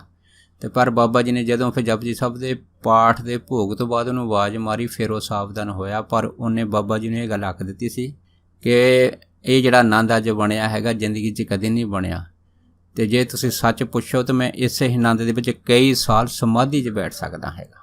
ਦੇਖੋ ਇਹ ਗੱਲ ਫਿਰ ਨਾ ਉਹਨੇ ਕਹੀ ਸੀਗੀ। ਅਤੇ ਫਿਰ ਬਾਬਾ ਜੀ ਜਿਹੜੇ ਸੀਗੇ ਉਸ ਲੱਖੇ ਸ਼ਾਹ ਬਣਜਾਰੇ ਨੂੰ ਜਪਜੀ ਸਾਹਿਬ ਦੇ ਨਾਮਦਾਨ ਦੀ ਦਾਤ ਦੇ ਕੇ ਫਿਰ ਉੱਥੋਂ ਹੈ ਨਾ ਅੱਗੇ ਚਲੇ ਗਏ ਸੀ। ਜਿਹੜੀ ਅਗਲੀ ਜਗ੍ਹਾ ਹੈ ਨਾ ਜਿੱਥੇ ਸੰਤ ਮਹਾਂਪੁਰਖ ਪਹੁੰਚੇ ਸੀ ਉਹ ਸੀਗੀ ਹਡੂਰ। ਜਦੋਂ ਬਾਬਾ ਜੀ ਹਡੂਰ ਪਹੁੰਚੇ ਆ, ਰਸਤੇ ਦੇ ਵਿੱਚ ਹੈ ਨਾ ਇੱਕ ਜ਼ਿਮੀਂਦਾਰ ਮਿਲਿਆ। ਉਹਨੇ ਬਾਬਾ ਜੀ ਦਾ ਜਿਹੜਾ ਸਾਧੂ ਲਿਬਾਸ ਸੀਗਾ ਇਹਨੂੰ ਦੇਖ ਕੇ ਪੁੱਛਿਆ, ਕੋਈ ਸੇਵਾ ਹੈਗੀ ਤਾਂ ਦੱਸੋ। ਅਤੇ ਬਾਬਾ ਜੀ ਉਹਨੂੰ ਹੱਸ ਕੇ ਕਹਿਣ ਲੱਗੇ, ਕਹਿੰਦੇ ਭਾਈ ਜੇ ਤੂੰ ਸੇਵਾ ਕਰਨੀ ਆ ਤਾਂ ਫਿਰ ਭਾਈ ਸਾਨੂੰ ਇਸ ਤਰ੍ਹਾਂ ਕਰ ਬਈ, ਇੱਕ ਸੇਰ ਕਣਕ ਦਾ ਆਟਾ ਜਿਹੜਾ ਸਾਨੂੰ ਚਾਹੀਦਾ ਉਹ ਵੀ ਪੁਰਾਣੀ ਕਣਕ ਦਾ, ਇੱਕ ਸੇਰ ਦੇਸੀ ਘੇ ਅਤੇ ਇੱਕ ਸੇਰ ਖੰਡ ਅਤੇ ਇੱਕ ਸੇਰ ਸਾਨੂੰ ਜਿਹੜਾ ਹੈ ਨਾ ਮਹਾਂ ਦੀ ਦਾਲ ਚਾਹੀਦੀ ਆ। ਜਦ ਇਹ ਸੁਣਿਆ ਜ਼ਿਮੀਂਦਾਰ ਨੇ ਚੁੱਪ ਕਰ ਗਿਆ ਅਤੇ ਬਾਬਾ ਜੀ ਨੂੰ ਕਹਿੰਦਾ ਬਈ ਮੇਰੇ ਪਾਸ ਤਾਂ ਇੰਨਾ ਪਦਾਰਥ ਨਹੀਂ ਹੈਗਾ ਤੁਹਾਨੂੰ ਦੇਣ ਵਾਸਤੇ, ਹਾਂ ਇੱਕ ਅੱਧੀ ਰੋਟੀ ਅਗਰ ਤੁਸੀਂ ਛਕਣੀ ਹੈ ਤਾਂ ਛਕ ਸਕਦੇ ਆ। ਇੰਨੀ ਗੱਲ ਹੋਈ ਤਾਂ ਬਾਬਾ ਜੀ ਚੁੱਪ ਕਰ ਗਏ।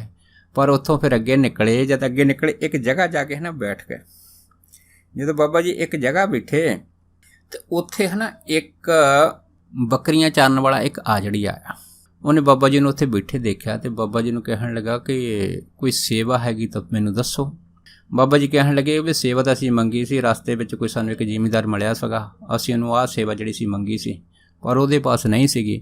ਇਸ ਕਰਕੇ ਸਾਡਾ ਨਿਯਮ ਇਹ ਹੈਗਾ ਕਿ ਅਸੀਂ ਇੱਕ ਵਾਰੀ ਚੀਜ਼ ਕਿਸੇ ਤੋਂ ਮੰਗਦੇ ਹਾਂ, ਅਗਰ ਮਿਲ ਗਈ ਤਾਂ ਠੀਕ ਹੈ, ਅਗਰ ਨਹੀਂ ਮਿਲੀ ਤਾਂ ਅਸੀਂ ਦੁਬਾਰਾ ਨਹੀਂ ਕਿਸੇ ਤੋਂ ਚੀਜ਼ ਮੰਗੀ ਦੀ। ਕਿਉਂ? ਅਗਰ ਮਿਲਣੀ ਹੁੰਦੀ ਤਾਂ ਪਹਿਲੇ ਤੋਂ ਮਿਲ ਜਾਣੀ ਸੀ, ਅਗਰ ਨਹੀਂ ਮਿਲੀ ਤਾਂ ਅਸੀਂ ਫਿਰ ਵਾਹਿਗੁਰੂ ਦਾ ਹੁਕਮ ਸਮਝ ਕੇ ਜਾਣੀ ਫਿਰ ਚੁੱਪ ਕੀਤੇ ਰਹੀਦਾ ਹੈਗਾ ਕਿ ਅੱਜ ਸਾਨੂੰ ਹੈ ਨਾ ਪ੍ਰਸ਼ਾਦਾ ਖਾਣ ਦਾ ਹੁਕਮ ਨਹੀਂ ਆ। ਜਦ ਇਹ ਜਿਹੜੀ ਅੰਦਰਲੀ ਗੱਲ ਸੀ ਬਾਬਾ ਮਹਾਨਾਮ ਸੋਹਣਾ ਨੇ ਉਸ ਆ ਜਿਹੜੀ ਬੱਕਰੀਆਂ ਵਾਲੇ ਨਾਲ ਸਾਂਝੀ ਕੀਤੀ।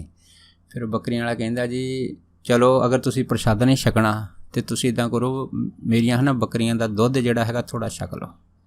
ਬਾਬਾ ਜੀ ਕਹਿਣ ਲੱਗੇ ਵੀ ਜੇ ਤਾਂ ਤੇਰੀਆਂ ਬੱਕਰੀਆਂ ਹੈਗੀਆਂ ਤਾਂ ਅਸੀਂ ਛਕ ਲੈਂਦੇ ਹਾਂ, ਅਤੇ ਜੇ ਨਹੀਂ ਤਾਂ ਅਸੀਂ ਨਹੀਂ ਛਕਦੇ। ਫਿਰ ਉਹ ਕਹਿੰਦਾ ਜੀ ਮੇਰੇ ਪਾਸ ਨਾ 10 ਬੱਕਰੀਆਂ ਹੈਗੀਆਂ, ਤੁਸੀਂ ਇੱਦਾਂ ਕਰੋ ਇਹਦਾ ਦੁੱਧ ਛਕ ਲਓ। ਬਾਬਾ ਜੀ ਕਹਿੰਦੇ ਚੱਲ ਠੀਕ ਆ। ਬਾਬਾ ਜੀ ਨੇ ਹੈ ਨਾ 10 ਦੀਆਂ 10 ਬੱਕਰੀਆਂ ਚੋ ਲਈਆਂ, ਦੁੱਧ ਵੀ ਕਾਫੀ ਨਿਕਲਿਆ। ਲੇਕਿਨ ਹਰਣੇ ਦੀ ਗੱਲ ਇਹ ਸੀ, ਆ ਜਿਹੜੀ ਦੇਖ ਰਿਹਾ 10 ਬੱਕਰੀਆਂ ਦਾ ਦੁੱਧ ਚੀਪੀ ਦੇ ਵਿੱਚ ਚੋ ਕੇ ਬਾਬਾ ਜੀ 10 ਦੀਆਂ 10 ਬੱਕਰੀਆਂ ਦਾ ਦੁੱਧ ਪੀ ਗਏ। ਜਦ ਇੰਨੀ ਗੱਲ ਹੋਈ ਆ ਤਾਂ ਉਹ ਆ ਜਿਹੜੀ ਕਹਿਣ ਲੱਗੇ ਬਾਬਾ ਜੀ ਲੱਗਦੇ ਵੀ ਬਹੁਤ ਦਿਨਾਂ ਦੇ ਭੁੱਖੇ ਆ, ਇਹਨਾਂ ਨੂੰ ਇੰਨੀ ਭੁੱਖ ਲੱਗੀ ਕਿ 10 ਬੱਕਰੀਆਂ ਦਾ ਦੁੱਧ ਪੀ ਗਏ ਅੱਜ। ਜਦੋਂ ਬਾਬਾ ਜੀ ਦੁੱਧ ਪੀ ਕੇ ਹਟੇ ਅਤੇ ਬਾਬਾ ਜੀ ਨੇ ਉਹਨੂੰ ਪੁੱਛਿਆ ਵੀ ਸਾਨੂੰ ਇਹ ਦੱਸ ਕਿ ਇਹ ਜਿਹੜਾ ਦੁੱਧ ਹੈਗਾ ਬੱਕਰੀਆਂ ਦਾ, ਇਹਦੇ ਤੂੰ ਪੈਸੇ ਲੈਣੇ ਜਾਂ ਦੁੱਧ ਵਟੇ ਦੁੱਧ ਲੈਣਾ ਹੈਗਾ। ਇੰਨੀ ਗੱਲ ਹੋਈ ਤਾਂ ਉਹ ਆ ਜਿਹੜੀ ਕੁਛ ਨਹੀਂ ਬੋਲਿਆ ਬੱਕਰੀਆਂ ਵਾਲਾ, ਬਾਬਾ ਜੀ ਵੱਲ ਦੇਖਣ ਲੱਗ ਪਿਆ। ਬਾਬਾ ਜੀ ਨੇ ਉਹਦੀ ਮਨ ਦੀ ਗੱਲ ਬੁੱਝ ਕੇ ਉਹਨੂੰ ਇਹ ਕਿਹਾ, ਕਹਿੰਦੇ ਵੀ ਇਹ ਦੱਸ ਇਹ ਜਿਹੜਾ ਬੱਕਰੀਆਂ ਦਾ ਦੁੱਧ ਹੈਗਾ ਇਹਦਾ ਭਾਅ ਕੀ ਚੱਲਦਾ ਹੈਗਾ। ਫਿਰ ਉਹ ਆ ਜਿਹੜੀ ਕਹਿਣ ਲੱਗਾ ਜੀ ਅੱਜ ਕੱਲ੍ਹ ਹੈ ਨਾ ਇਹ ਜਿਹੜਾ ਬੱਕਰੀ ਦਾ ਦੁੱਧ ਹੈਗਾ ਇਹ 4 ਪੈਸੇ ਜਾਂ 5 ਪੈਸੇ ਸ਼ੇਰ ਦੇ ਹਿਸਾਬ ਨਾਲ ਚੱਲਦਾ। ਜਦ ਇੰਨੀ ਗੱਲ ਹੋਈ ਤਾਂ ਬਾਬਾ ਜੀ ਕਹਿਣ ਲੱਗੇ ਚਲੋ ਠੀਕ ਆ। ਬਾਬਾ ਜੀ ਨੇ ਥੱਲੇ ਉਹ ਨਾ ਬੈਠਿਆਂ ਨੇ ਰੇਤਾ ਦੇ ਵਿੱਚ ਅੰਗੂਠਾ ਮਾਰਿਆ, ਵਿੱਚ 2 ਰੁਪਈਏ ਕੱਢੇ ਚਾਂਦੀ ਦੇ, ਅਤੇ ਉਹ ਆ ਜਿਹੜੀ ਦੇ ਹੱਥ ਰੱਖ ਦਿੱਤੇ। ਕਹਿਣ ਲੱਗੇ ਲੈ ਭਾਈ ਆਹ 2 ਰੁਪਈਏ ਜਿਹੜੇ ਹੈਗੇ ਤੈਨੂੰ ਅਸੀਂ ਬੱਕਰੀਆਂ ਦੇ ਦੁੱਧ ਨਾਲ ਜ਼ਿਆਦਾ ਦੇ ਦਿੱਤੇ ਆ, ਅਤੇ ਤੂੰ ਇੱਦਾਂ ਕਰ ਇਹ 2 ਰੁਪਈਏ ਆਪਣੇ ਕੋਲ ਲੈ ਜਾ ਅਤੇ ਆਪਣੀ ਜ਼ਿੰਦਗੀ ਜਿਹੜੀ ਹੈ ਨਾ ਵਧੀਆ ਢੰਗ ਨਾਲ ਗੁਜ਼ਾਰ। ਜਦ ਇੰਨੀ ਗੱਲ ਹੋਈ ਤਾਂ ਬੱਕਰੀਆਂ ਵਾਲਾ ਜਿਹੜਾ ਸੀਗਾ ਬੜਾ ਚਾਰਜ ਹੋਇਆ। ਜਦੋਂ ਚਾਰਜ ਹੋਇਆ ਤਾਂ ਬੜਾ ਖੁਸ਼ ਹੋ ਗਿਆ। ਖੁਸ਼ ਹੋ ਕੇ ਤਾਂ ਉਹ ਘਰ ਨੂੰ ਚਲੇ ਗਿਆ। ਇੱਧਰੋਂ ਬਾਬਾ ਜੀ ਜਿਹੜੇ ਸੀਗੇ ਇਸੇ ਇਲਾਕੇ ਹਡੂਰ ਦੇ ਵਿੱਚ ਜਦ ਅੱਗੇ ਗਏ ਤਾਂ ਇੱਕ ਹੈ ਨਾ ਉੱਥੇ ਇੱਕ ਪੀਰ ਰਹਿੰਦੇ ਸੀਗੇ, ਉਹ ਵੀ ਮੁਸਲਮਾਨ ਸੀ। ਬਾਬਾ ਜੀ ਨੂੰ ਜਦ ਉਸ ਪੀਰ ਦੇ ਨਾਲ ਮਿਲਣੀ ਹੋਈ ਬਾਬਾ ਜੀ ਦੀ, ਤਾਂ ਉਸ ਪੀਰ ਨੇ ਹੈ ਨਾ ਬਾਬਾ ਜੀ ਦਾ ਬੜਾ ਸਵਾਗਤ ਕੀਤਾ। ਸਵਾਗਤ ਕਰਕੇ ਕੋਲ ਬਿਠਾ ਲਿਆ ਅਤੇ ਬੜਾ ਸਤਿਕਾਰ ਕੀਤਾ, ਅਦਬ ਕੀਤਾ। ਕੁਦਰਤੀ ਉਹ ਜਿਹੜਾ ਪੀਰ ਸੀਗਾ ਉਹਦਾ ਇੱਕ ਗੁਰ ਭਾਈ ਸੀਗਾ। ਉਹ ਜਦੋਂ ਉਸ ਪੀਰ ਨੂੰ ਮਿਲਣ ਆਇਆ ਤਾਂ ਉਹ ਜਿਹੜਾ ਗੁਰ ਭਾਈ ਸੀਗਾ ਉਹਦੇ ਮਨ ਦੇ ਵਿੱਚ ਹਿੰਦੂ ਪੀਰਾਂ ਦੇ ਪ੍ਰਤੀ ਬੜੀ ਨਫ਼ਰਤ ਸੀਗੀ। ਅਤੇ ਉਹਨੇ ਆਪਣਾ ਜਿਹੜਾ ਗੁਰ ਭਾਈ ਪੀਰ ਸੀਗਾ ਅਤੇ ਕੋਲ ਹਿੰਦੂ ਪੀਰ ਬਾਬਾ ਮਹਾਨਾਮ ਸੋਹਣਾ ਨੂੰ ਬੈਠਿਆਂ ਦੇਖ ਕੇ ਕਹਿ ਦਿੱਤਾ, ਕਹਿੰਦੇ ਇਹ ਤੂੰ ਆਪਣੇ ਪਾਸ ਕਿਹੜਾ ਕਾਫਰ ਬਿਠਾਲ ਲਿਆ ਹੈਗਾ। ਜਦ ਇੰਨੀ ਗੱਲ ਹੋਈ ਆ ਅਤੇ ਉਹ ਫਿਰ ਜਿਹੜਾ ਪੀਰ ਸੀਗਾ ਜਿਹਦੇ ਕੋਈ ਬਾਬਾ ਜੀ ਬੈਠੇ ਹੁੰਦੇ ਸੀ, ਉਹ ਕਹਿਣ ਲੱਗੇ, ਕਹਿੰਦੇ ਭਾਈ ਜੋ ਤੂੰ ਸੋਚਦਾ ਉਹ ਨਹੀਂ ਹੈਗੇ, ਇਹ ਤਾਂ ਰੱਬ ਦੇ ਪਿਆਰੇ ਹੈਗੇ। ਜਦ ਇੰਨੀ ਗੱਲ ਹੋਈ ਤਾਂ ਉਹ ਕਹਿੰਦਾ ਵੀ ਮੈਂ ਨਹੀਂ ਮੰਨਦਾ ਇਸ ਗੱਲ ਨੂੰ ਕਿ ਇਹ ਕੋਈ ਰੱਬ ਦਾ ਪਿਆਰਾ ਹੈਗਾ ਜਾਂ ਕੋਈ ਆ। ਇਸ ਤਰ੍ਹਾਂ ਕਰ ਇਹਨੂੰ ਕੋਲੋਂ ਇੱਥੋਂ ਉਠਾ ਕੇ ਤਾਂ ਬਾਹਰ ਕੱਢ। ਜਦ ਇੰਨੀ ਗੱਲ ਹੋਈ ਆ ਤਾਂ ਉਹ ਜਿਹੜਾ ਸੀਗਾ ਪੀਰ ਉਹ ਚੁੱਪ ਕਰ ਗਿਆ। ਪਰ ਫਿਰ ਵੀ ਉਹਨੇ ਆਪਣਾ ਜਿਹੜਾ ਗੁਰੂ ਭਾਈ ਸੀ ਉਹਨੂੰ ਗੱਲ ਕਹਿ ਦਿੱਤੀ, ਕਹਿੰਦੇ ਭਾਈ ਵੀ ਅਸੀਂ ਤੈਨੂੰ ਬਾਹਰ ਨਹੀਂ ਕੱਢ ਸਕਦੇ, ਜੇ ਤੇਰੀ ਹਿੰਮਤ ਹੈ ਤੂੰ ਕੱਢ ਕੇ ਦੇਖ ਲਾ। ਜਦ ਇੰਨੀ ਗੱਲ ਹੋਈ ਆ ਤਾਂ ਫਿਰ ਉਹਦਾ ਗੁਰੂ ਭਾਈ ਕਹਿਣ ਲੱਗਾ ਵੀ ਮੈਂ ਤਾਂ ਇਹਨੂੰ ਫਿਰ ਆਪਣੇ ਤਰੀਕੇ ਨਾਲ ਕੱਢੂੰਗਾ।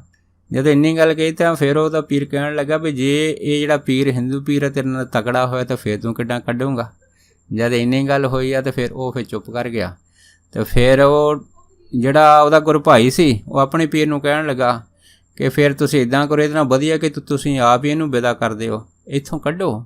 ਤਾਂ ਫਿਰ ਉਹ ਪੀਰ ਜਿਹੜੇ ਸੀਗੇ ਆਪਣੇ ਗੁਰੂ ਭਾਈ ਨੂੰ ਕਹਿਣ ਲੱਗੇ, ਕਹਿੰਦੇ ਦੇਖ ਭਾਈ ਮੈਂ ਤਾਂ ਇਹਨਾਂ ਨੂੰ ਵਿਦਾ ਇੱਦਾਂ ਹੀ ਕਰੂੰਗਾ ਜਿਵੇਂ ਕੋਈ ਸਾਧ ਜਿਹੜਾ ਹੈ ਨਾ ਸਾਧ ਨੂੰ ਵਿਦਾ ਕਰਦਾ ਹੈ, ਇਸ ਕਰਕੇ ਤੂੰ ਆਰਾਮ ਦੇ ਨਾਲ ਬੈਠ ਜਾ। ਦੇਖੋ ਜੀ ਉਹ ਜਿਹੜਾ ਗੁਰੂ ਭਾਈ ਸੀਗਾ ਬਾਬਾ ਜੀ ਕੋਲ ਬਹਿ ਗਿਆ, ਤੇ ਜਿਹੜਾ ਪੀਰ ਸੀਗਾ ਜਿਹਨੇ ਬਾਬਾ ਜੀ ਦਾ ਬੜਾ ਸਵਾਗਤ ਕੀਤਾ ਸੀਗਾ, ਉਹ ਆਪਣੇ ਕੰਮ ਉੱਠ ਕੇ ਕਰਨ ਵਾਸਤੇ ਨਾ ਬਾਹਰ ਚਲ ਗਿਆ ਬਾਬਾ ਜੀ ਦੇ ਵਾਸਤੇ ਕੋਈ ਸੇਵਾ ਪਾਣੀ ਦਾ ਪ੍ਰਬੰਧ ਕਰਨ ਵਾਸਤੇ। ਉਹ ਜਦੋਂ ਗੁਰੂ ਭਾਈ ਬੈਠਾ, ਉਹਨੇ ਬਾਬਾ ਜੀ ਨੂੰ ਬੜੀ ਟਾਂਜ ਟਿੱਚਰ ਦੇ ਵਿੱਚ ਇਹ ਗੱਲ ਕਹਿਤੀ। ਕਹਿਣ ਲੱਗਾ, ਕਹਿੰਦਾ ਰਾਂਝਿਆ ਤੂੰ ਮੈਨੂੰ ਇਹ ਦੱਸ ਕਿ ਇਹ ਜਿਹੜੀ ਹੀਰ ਹੈਗੀ ਆ ਇਹ ਤੈਨੂੰ ਅਜੇ ਮਿਲੀ ਕਿ ਨਹੀਂ ਮਿਲੀ। ਜਦ ਇੰਨੀ ਗੱਲ ਹੋਈ ਆ ਤੇ ਬਾਬਾ ਜੀ ਉਹਦੀ ਗੱਲ ਸੁਣ ਕੇ ਚੁੱਪ ਕਰ ਗਏ। ਫਿਰ ਉਹਨੇ ਦੁਬਾਰਾ ਗੱਲ ਕੀਤੀ ਵੀ ਜੇ ਇਹ ਹੀਰ ਨਹੀਂ ਮਿਲੀ ਤਾਂ ਮੈਨੂੰ ਇਸ ਤਰ੍ਹਾਂ ਲੱਗਦਾ ਹੈਗਾ ਕਿ ਤੂੰ ਜਿਹੜੀਆਂ ਉਹਦੀਆਂ ਮੱਝਾਂ ਚਾਰੀਆਂ ਨਾ, ਸਾਰੀ ਤੇਰੀ ਮਿਹਨਤ ਨਿਸਫਲ ਚੱਲ ਗਈ। ਜਦ ਇੰਨੀ ਗੱਲ ਹੋਈ ਤਾਂ ਬਾਬਾ ਮਹਾਨਾਮ ਸੋਹਣਾ ਨੇ ਕੋਈ ਜਵਾਬ ਨਹੀਂ ਦਿੱਤਾ। ਉਸ ਤੋਂ ਬਾਅਦ ਫਿਰ ਉਹਨੇ ਦੂਸਰੀ ਟਾਂਚ ਕੀਤੀ। ਉਹ ਕਹਿਣ ਲੱਗਾ ਵੀ ਜੇ ਫਰਜ਼ ਕਰੋ ਵੀ ਤੁਹਾਨੂੰ ਹੀਰ ਨਹੀਂ ਮਿਲੀ ਤਾਂ ਫਿਰ ਤੁਸੀਂ ਇੱਦਾਂ ਕਰ ਲਓ, ਕੋਈ ਹੋਰ ਨਾਥ ਨੂੰ ਆਪਣਾ ਗੁਰੂ ਬਣਾ ਲਓ। ਜਦ ਇੰਨੀ ਗੱਲ ਹੋਈ ਤਾਂ ਬਾਬਾ ਜੀ ਉਹਦੀ ਮਨ ਦੀ ਗੱਲ ਜਿਹੜੀ ਸਮਝ ਲਈ ਵੀ ਇਹ ਤਾਂ ਅੱਗੇ ਤੋਂ ਅੱਗੇ ਵੱਧਦਾ ਜਾ ਰਿਹਾ ਹੈਗਾ। ਤੇ ਇਹਨੇ ਜਿਹੜੀ ਗੱਲ ਕੀ, ਇਹਨੇ ਤੇ ਸਿੱਧੀ ਜਿਹੜੀ ਹੈਗੀ ਆ ਬਾਬੇ ਨਾਨਕ ਤੇ ਉਂਗਲੀ ਰੱਖ ਦਿੱਤੀ ਆ ਵੀ ਤੁਹਾਨੂੰ ਬਾਬੇ ਨਾਨਕ ਨੇ ਕੁਛ ਨਹੀਂ ਦਿੱਤਾ, ਇਸ ਕਰਕੇ ਤੁਸੀਂ ਆਪਣਾ ਗੁਰੂ ਬਦਲੋ। ਜਦ ਇੰਨੀ ਗੱਲ ਹੋਈ ਤਾਂ ਬਾਬਾ ਜੀ ਫਿਰ ਉਹਨੂੰ ਕਹਿਣ ਲੱਗੇ, ਕਹਿੰਦੇ ਦੇਖ ਭਾਈ, ਹੀਰਾਂ ਤਾਂ ਸਾਡੇ ਅੱਗੇ ਪਿੱਛੇ ਤੁਰੀਆਂ ਫਿਰਦੀਆਂ, ਪਰ ਅਸੀਂ ਇਹਨਾਂ ਹੀਰਾਂ ਵੱਲ ਕਦੀ ਅੱਖ ਚੱਕ ਕੇ ਨਹੀਂ ਦੇਖਿਆ। ਜਦ ਇੰਨੀ ਗੱਲ ਹੋਈ ਤਾਂ ਉਹ ਜਿਹੜਾ ਗੁਰੂ ਭਾਈ ਸੀਗਾ ਉਹਨਾਂ ਪੀਰਾਂ ਦਾ, ਉਹ ਬੜਾ ਮਨ 'ਚ ਹੈਰਾਨ ਹੋਇਆ ਵੀ ਇਹ ਤਾਂ ਜਵਾਬ ਬੜਾ ਇਹਨੇ ਹਿੰਦੂ ਪੀਰ ਨੇ ਮੈਨੂੰ ਬੜਾ ਮੂੰਹ ਤੋੜ ਦਿੱਤਾ ਹੈਗਾ। ਜਦ ਇੰਨੀ ਗੱਲ ਹੋਈ ਆ ਤਾਂ ਫਿਰ ਉਹ ਬੜਾ ਕ੍ਰੋਧ 'ਚ ਆ ਗਿਆ। ਆ ਕੇ ਬਾਬਾ ਜੀ ਨੂੰ ਕਹਿਣ ਲੱਗਾ ਵੀ ਜੇ ਹੀਰਾਂ ਤੁਹਾਡੇ ਅੱਗੇ ਪਿੱਛੇ ਤੁਰੀਆਂ ਫਿਰਦੀਆਂ ਹੈਗੀਆਂ ਤਾਂ ਫਿਰ ਤੁਸੀਂ ਇੱਥੇ ਬੈਠੇ ਕਰਦੇ ਆ। ਜਦ ਇੰਨੀ ਗੱਲ ਹੋਈ ਆ ਤਾਂ ਬਾਬਾ ਜੀ ਕਹਿਣ ਲੱਗੇ, ਕਹਿੰਦੇ ਭਾਈ ਦੇਖ, ਸਾਡੀ ਤੇਰੇ ਨਾਲ ਕੋਈ ਲੜਾਈ ਨਹੀਂ ਗਈ, ਤੂੰ ਜਿਹੜੀ ਵੀ ਗੱਲ ਕਰਨੀ ਹੈ ਨਾ ਸ਼ਾਂਤੀਪੂਰਨ ਕਰ ਲਾ। ਪਰ ਜਦ ਇੰਨੀ ਗੱਲ ਹੋਈ ਤਾਂ ਉਹ ਜਿਹੜਾ ਗੁਰੂ ਭਾਈ ਸੀਗਾ ਉਸ ਪੀਰ ਦਾ, ਉਹ ਬਾਬਾ ਜੀ ਨੂੰ ਕਹਿਣ ਲੱਗਾ ਕਿ ਮੇਰੇ ਮੂੰਹ 'ਤੇ ਸ਼ਾਂਤੀ ਆ, ਪਰ ਮੈਨੂੰ ਲੱਗਦਾ ਵੀ ਤੇਰੇ ਮੂੰਹ 'ਤੇ ਸ਼ਾਂਤੀ ਨਹੀਂ, ਤੂੰ ਮੂੰਹ ਕਦੇ ਬੰਨਿਆ ਹੈਗਾ। ਜਦ ਇੰਨੀ ਗੱਲ ਹੋਈ ਕਹਿਣ ਲੱਗਾ ਜੇ ਤੂੰ ਗੱਲ ਕਰਨੀ ਹੈ ਨਾ ਤਾਂ ਆਪਣੇ ਮੂੰਹ ਤੋਂ ਕੱਪੜਾ ਲਾ ਕੇ ਕਰ, ਕਿਉਂਕਿ ਬਾਬਾ ਮਹਾਨਾਮ ਸੋਹਣੀ ਜਿਹੜੇ ਸੀਗੇ ਉਹ ਆਪਣੇ ਮੂੰਹ ਨੂੰ ਕੱਪੜੇ ਨਾਲ ਢੱਕ ਕੇ ਰੱਖਦੇ ਸੀ। ਹੁਣ ਇਹ ਤਾਂ ਵਿਚਲਾ ਰਾਜ ਸੀਗਾ, ਕਿਉਂਕਿ ਬਾਬਾ ਮਹਾਨਾਮ ਸੋਹਣਾ ਦਾ ਚਿਹਰੇ ਦਾ ਤੇਜ ਇੰਨਾ ਤੇਜ਼ ਸੀਗਾ ਆਮ ਜਿਹੜਾ ਇਨਸਾਨ ਸੀਗਾ ਇਹਨਾਂ ਦੇ ਚਿਹਰੇ ਦੇ ਤੇਜ ਦੇ ਦਰਸ਼ਨ ਕਰਦੇ ਸਾਰੀ ਝੱਲ ਨਹੀਂ ਸੀ ਸਕਦਾ। ਜਦ ਇੰਨੀ ਗੱਲ ਹੋਈ ਤੇ ਬਾਬਾ ਜੀ ਕਹਿਣ ਲੱਗੇ, ਚੱਲ ਠੀਕ ਆ, ਜੇ ਤੈਨੂੰ ਸਾਡਾ ਚਿਹਰਾ ਦੇਖਣ ਦਾ ਇੰਨਾ ਹੀ ਸ਼ੌਂਕ ਆ ਤਾਂ ਲੈ ਦੇਖ ਲਾ। ਜਦੋਂ ਬਾਬਾ ਮਹਾਨਾਮ ਸੋਹਣਾ ਨੇ ਮਾੜਾ ਜਿਹਾ ਆਪਣਾ ਜਿਹੜਾ ਚਿਹਰੇ ਦਾ ਕੱਪੜਾ ਇੱਕ ਪਾਸੇ ਕੀਤਾ, ਉਹਦਾ ਤੇਜ ਦਾ ਪ੍ਰਕਾਸ਼ ਐਸਾ ਜਿਹੜਾ ਸੀਗਾ ਉਹ ਬੰਦੇ 'ਤੇ ਪਿਆ, ਉਹ ਨਾਲ ਹੀ ਜਿਹੜਾ ਸੀਗਾ ਯਕਦਮ ਪਿੱਛੇ ਨੂੰ ਬੇਹੋਸ਼ ਹੋ ਕੇ ਡਿੱਗ ਪਿਆ। ਜਦ ਡਿੱਗਿਆ ਤੇ ਉਧਰੋਂ ਕੁਦਰਤੀ ਉਹ ਪੀਰ ਵੀ ਆ ਗਿਆ, ਉਹਨੇ ਵੀ ਇਹਨੂੰ ਡਿੱਗਦੇ ਨੂੰ ਦੇਖ ਲਿਆ। ਉਹ ਫਿਰ ਪੀਰ ਜਿਹੜਾ ਸੀਗਾ ਉਹ ਕਹਿਣ ਲੱਗਾ, ਕਹਿੰਦਾ ਵੀ ਇਹ ਇਸੇ ਹੀ ਲਾਇਕ ਸੀਗਾ, ਕਿਉਂਕਿ ਘਮੰਡੀ ਬੜਾ ਸੀਗਾ, ਤੁਸੀਂ ਵਧੀਆ ਕੀਤਾ ਹੈਗਾ ਕਿ ਇਹਨੂੰ ਇਹਦੇ ਕੀਤੇ ਦੀ ਸਜ਼ਾ ਦੇ ਦਿੱਤੀ ਆ। ਪਰ ਦੇਖੋ ਮਹਾਂਪੁਰਖਾਂ ਦਾ ਜਿਹੜਾ ਦਿਲ ਹੁੰਦਾ ਫਿਰ ਵੀ ਦਇਆ 'ਚ ਹੁੰਦਾ। ਤੇ ਫਿਰ ਬਾਬਾ ਜੀ ਉਸ ਪੀਰ ਨੂੰ ਕਹਿਣ ਲੱਗੇ, ਕਹਿੰਦੇ ਇੱਦਾਂ ਕਰੋ, ਇਹਦੇ ਦਿਲ 'ਚ ਛਿੱਟਾ ਮਾਰ ਦਿਓ, ਇਹਨੂੰ ਪਾਣੀ ਪਿਲਾ ਦਿਓ, ਨਹੀਂ ਤਾਂ ਇਹ ਆਪਣਾ ਸਰੀਰ ਛੱਡ ਜਾਊਗਾ ਜੇ ਇਸੇ ਤਰ੍ਹਾਂ ਪਿਆ ਰਿਹਾ ਹੈ। ਦੇਖੋ ਫਿਰ ਉਹਨੂੰ ਪਾਣੀ ਪਿਲਾਇਆ ਤੇ ਫਿਰ ਛਿੱਟਾ ਮਾਰਿਆ। ਜਦ ਉਹ ਹੋਸ਼ 'ਚ ਆਇਆ ਤੇ ਉਹਨੇ ਫਿਰ ਬਾਬਾ ਮਹਾਨਾਮ ਸੋਹਣਾ ਦੇ ਜਿਹੜੇ ਸੀਗੇ ਉਹ ਪੈਰ ਫੜ ਲਏ। ਜਦ ਪੈਰ ਫੜਿਆ ਤੇ ਉਸ ਤੋਂ ਬਾਅਦ ਫਿਰ ਜਾਣੀ ਉਹਨੇ ਆਪਣੀ ਜਿਹੜੀ ਸੀ ਭੁੱਲ ਬਖਸ਼ਾਈ। ਫਿਰ ਭੁੱਲ ਬਖਸ਼ਾਉਣ ਤੋਂ ਬਾਅਦ ਉਸੇ ਹੀ ਜਿਹੜਾ ਗੁਰੂ ਭਾਈ ਸੀ ਉਸ ਪੀਰ ਦਾ, ਉਹਨੇ ਬਾਬਾ ਮਹਾਨਾਮ ਸੋਹਣਾ ਕਿਹਾ ਕਿ ਤੁਸੀਂ ਮੈਨੂੰ ਆਪਣੀ ਇੱਕ ਕਲਾਮ ਦਿਓ, ਕਿਉਂਕਿ ਮੇਰਾ ਮਨ ਜਿਹੜਾ ਸ਼ਾਂਤ ਨਹੀਂ ਹੈ, ਨਫ਼ਰਤ ਨਾਲ ਭਰਿਆ ਪਿਆ ਹੈਗਾ। ਜਦ ਇੰਨੀ ਗੱਲ ਹੋਈ ਤੇ ਫਿਰ ਬਾਬਾ ਮਹਾਨਾਮ ਸੋਹਣਾ ਨੇ ਜਦ ਦੇਖਿਆ ਹੈਗਾ ਵੀ ਇਹ ਹੁਣ ਆਪਣੇ ਕੀਤੇ ਤੋਂ ਪਛਤਾ ਰਿਹਾ ਹੈ, ਸੱਚੇ ਦਿਲੋਂ ਸ਼ਰਨ ਆਇਆ, ਫਿਰ ਬਾਬਾ ਮਹਾਨਾਮ ਸੋਹਣਾ ਨੇ ਉਹਨਾਂ ਨੂੰ ਫਿਰ ਮੂਲ ਮੰਤਰ ਦਾ ਜਿਹੜਾ ਪਾਠ ਸੀ ਸੁਣਾਇਆ। ਤੇ ਫਿਰ ਉਹਨਾਂ ਨੇ ਕਿਹਾ ਹੈਗਾ ਕਿ ਇਹ ਜਿਹੜਾ ਪਾਠ ਹੈਗਾ ਉਸ ਪੀਰ ਨੇ ਲਿਖਿਆ। ਤੇ ਫਿਰ ਉਹਨਾਂ ਨੇ ਕਿਹਾ ਕਿ ਅਗਰ ਤੁਸੀਂ ਇਸ ਮੂਲ ਮੰਤਰ ਨਾਲ ਜੁੜ ਜਾਓਗੇ, ਤੁਹਾਡਾ ਲੋਕ ਪਰਲੋਕ ਸਬਰ ਜਾਊਗਾ ਤੇ ਜਨਮ ਮਰਨ ਤੋਂ ਮੁਕਤ ਹੋ ਜਾਓਗੇ। ਉੱਥੋਂ ਫਿਰ ਉੱਠ ਕੇ ਬਾਬਾ ਜੀ ਜਿਹੜੇ ਸੀਗੇ ਉਹ ਸਤਲੁਜ ਦਰਿਆ ਦੇ ਕੰਢੇ 'ਤੇ ਆਏ। ਜਦ ਬਾਬਾ ਮਹਾਨਾਮ ਸਿੰਘ ਸਤਲੁਜ ਦਰਿਆ ਦੇ ਕੰਢੇ 'ਤੇ ਆਏ ਤੇ ਇੱਥੇ ਬੈਠੇ ਆ ਕੇ ਇੱਥੇ ਇੱਕ ਫਿਰ ਜਿਹੜਾ ਸੀ ਉੱਥੇ ਮੱਝਾਂ ਚਾਰਨ ਵਾਲਾ ਇੱਕ ਮੁਸਲਮਾਨ ਸੀਗਾ, ਉਹ ਬਾਬਾ ਜੀ ਨੂੰ ਮਿਲਿਆ। ਜਦ ਮਿਲਿਆ ਤੇ ਉਹ ਬਾਬਾ ਜੀ ਦੇ ਚਿਹਰੇ ਵੱਲ ਦੇਖਦਾ ਰਿਹਾ। ਫਿਰ ਉਹਨਾਂ ਨੇ ਬੜਾ ਹੌਸਲਾ ਕਰਕੇ ਬਾਬਾ ਜੀ ਨੂੰ ਪੁੱਛਿਆ ਕਿ ਤੁਸੀਂ ਇਹ ਦੱਸੋ ਕਿ ਤੁਸੀਂ ਹਿੰਦੂ ਆ ਜਾਂ ਮੁਸਲਮਾਨ। ਜਦ ਇੰਨੀ ਗੱਲ ਹੋਈ ਤਾਂ ਬਾਬਾ ਜੀ ਚੁੱਪ ਕਰ ਗਏ। ਬਾਬਾ ਜੀ ਕਹਿਣ ਲੱਗੇ ਵੀ ਨਾ ਅਸੀਂ ਹਿੰਦੂ ਨਾ ਮੁਸਲਮਾਨ, ਅਸੀਂ ਤਾਂ ਗੁਰੂ ਦੇ ਸਿੱਖ ਹਾਂ। ਜਦ ਇੰਨੀ ਗੱਲ ਹੋਈ ਤਾਂ ਫਿਰ ਉਹ ਕਹਿਣ ਲੱਗਾ ਵੀ ਠੀਕ ਆ, ਮੈਂ ਆਪਦੀ ਗੱਲ ਸਮਝ ਗਿਆ ਹੈਗਾ, ਪਰ ਮੈਂ ਮੁਸਲਮਾਨ ਇਸ ਕਰਕੇ ਮੈਂ ਤੁਹਾਡੀ ਸੇਵਾ ਕਿਵੇਂ ਕਰ ਸਕਦਾ ਹੈਗਾ। ਅਤੇ ਫਿਰ ਬਾਬਾ ਜੀ ਨੇ ਕਿਹਾ, ਕਹਿੰਦੇ ਭਾਈ ਜਦੋਂ ਸੇਵਾ ਕਰਨੀ ਹੋਵੇ, ਸੇਵਾ ਹਮੇਸ਼ਾ ਆਪਣੀ ਜਾਤੀ ਅਤੇ ਧਰਮ ਤੋਂ ਉੱਠ ਕੇ ਕਰੀਦੀ ਆ, ਉਹ ਵੀ ਅਗਰ ਮਨੁੱਖਤਾ ਦੀ ਸੇਵਾ ਕਰਨੀ ਹੈ। ਜਦ ਬਾਬਾ ਜੀ ਨੇ ਇਸ ਤਰ੍ਹਾਂ ਦਾ ਉਪਦੇਸ਼ ਦਿੱਤਾ, ਫਿਰ ਉਹਨੇ ਗੱਲ ਕੀਤੀ ਕਿ ਮੇਰੇ ਕੋਲ ਜਿਹੜੀਆਂ ਮੱਝਾਂ ਹੈਗੀਆਂ ਇਹ ਤਾਂ ਦੁੱਧ ਨਹੀਂ ਦਿੰਦੀਆਂ, ਪਰ ਇੱਕ ਮੱਝ ਹੈਗੀ ਜਿਹੜੀ ਬੜੀ ਕੌੜ ਹੈਗੀ ਆ, ਪਰ ਉਹ ਵੀ 8 ਪੈਰਾਂ ਬਾਅਦ ਦੁੱਧ ਦਿੰਦੀ ਆ। ਅਤੇ ਅਸੀਂ ਤੁਹਾਨੂੰ ਕੱਲ੍ਹ ਦਿਨੇ ਜਿਹੜਾ ਹੈਗਾ ਇਹ ਦੁੱਧ ਛਕਾਵਾਂਗੇ, ਕਿਉਂਕਿ ਅੱਜ ਜਿਹੜਾ ਮੈਂ ਦਿਨੇ ਦੁੱਧ ਇਹਦਾ ਚੋ ਲਿਆ ਹੈਗਾ, ਅਤੇ ਮੇਰੀ ਮੱਝ ਵੀ ਇਸ ਤਰ੍ਹਾਂ ਦੀ ਹੈਗੀ ਆ ਵੀ ਜਿਹੜੀ ਹੈ ਨਾ ਕਿਸੇ ਨੂੰ ਲਾਗੇ ਨਹੀਂ ਲੱਗਣ ਦਿੰਦੀ। ਜਦੋਂ ਉਸ ਮੁਸਲਮਾਨ ਮੱਝਾਂ ਚਾਰਨ ਵਾਲੇ ਬੰਦੇ ਨੇ ਬਾਬਾ ਜੀ ਨਾਲ ਗੱਲ ਕਹੀ, ਅਤੇ ਬਾਬਾ ਜੀ ਹੱਸ ਕੇ ਕਹਿਣ ਲੱਗੇ, ਕਹਿੰਦੇ ਅੱਛਾ ਸਾਨੂੰ ਇਹ ਦੱਸ ਵੀ ਤੇਰੀ ਜਿਹੜੀ ਕੌੜ ਮੱਝ ਹੈ ਨਾ 10 ਵਿੱਚੋਂ ਕਿਹੜੀ ਆ? ਅਤੇ ਉਹਨੇ ਹੈ ਨਾ ਜਿਹੜੀ ਬੂਰੀ ਮੱਝ ਸੀ ਉਹਦੇ ਵੱਲ ਇਸ਼ਾਰਾ ਕਰਤਾ ਕਿ ਆਹ ਜਿਹੜੀ ਮੱਝ ਬੜੀ ਕੌੜ ਆ ਅਤੇ ਚੋਣਾ ਤਾਂ ਦੂਰ ਹੈ ਅਤੇ ਕਿਸੇ ਨੂੰ ਲਾਗੇ ਨਹੀਂ ਲੱਗਣ ਦਿੰਦੀ, ਕਿਉਂਕਿ 10 ਸਾਲ ਹੋ ਗਏ ਇਸ ਮੱਝ ਨੂੰ ਮੇਰੇ ਕੋਲ ਰਹਿੰਦਿਆਂ ਅਤੇ ਮੈਨੂੰ ਇਹਦੇ ਬਾਰੇ ਪੂਰੀ ਤਰ੍ਹਾਂ ਪਤਾ ਹੈਗਾ। ਇੰਨੀ ਗੱਲ ਹੋਈ ਤਾਂ ਬਾਬਾ ਜੀ ਕਹਿਣ ਲੱਗੇ ਚਲੋ ਅਸੀਂ ਵੀ ਥੋੜ੍ਹੀ ਕੋਸ਼ਿਸ਼ ਕਰਕੇ ਦੇਖ ਲੈਂਦੇ ਹਾਂ। ਬਾਬਾ ਮਹਾਂ ਨਾਮ ਸੁਣਾ ਨੇ ਚਿੱਪੀ ਚੱਕੀ ਤਾਂ ਉਸ ਮੱਝ ਦੇ ਥੱਲੇ ਕੋਲ ਚਲੇ ਗਏ। ਜਦ ਕੋਲ ਗਏ ਤਾਂ ਮੱਝ ਨੂੰ ਥਾਪਣਾ ਦਿੱਤੀ, ਚਿੱਪੀ ਥੱਲੇ ਕੀਤੀ ਤਾਂ ਮੱਝ ਨੇ ਦੁੱਧ ਲਾ ਲਿਆ। ਬਾਬਾ ਜੀ ਨੇ ਆਪਣੀ ਲੋੜ ਅਨੁਸਾਰ ਦੁੱਧ ਛਕ ਲਿਆ।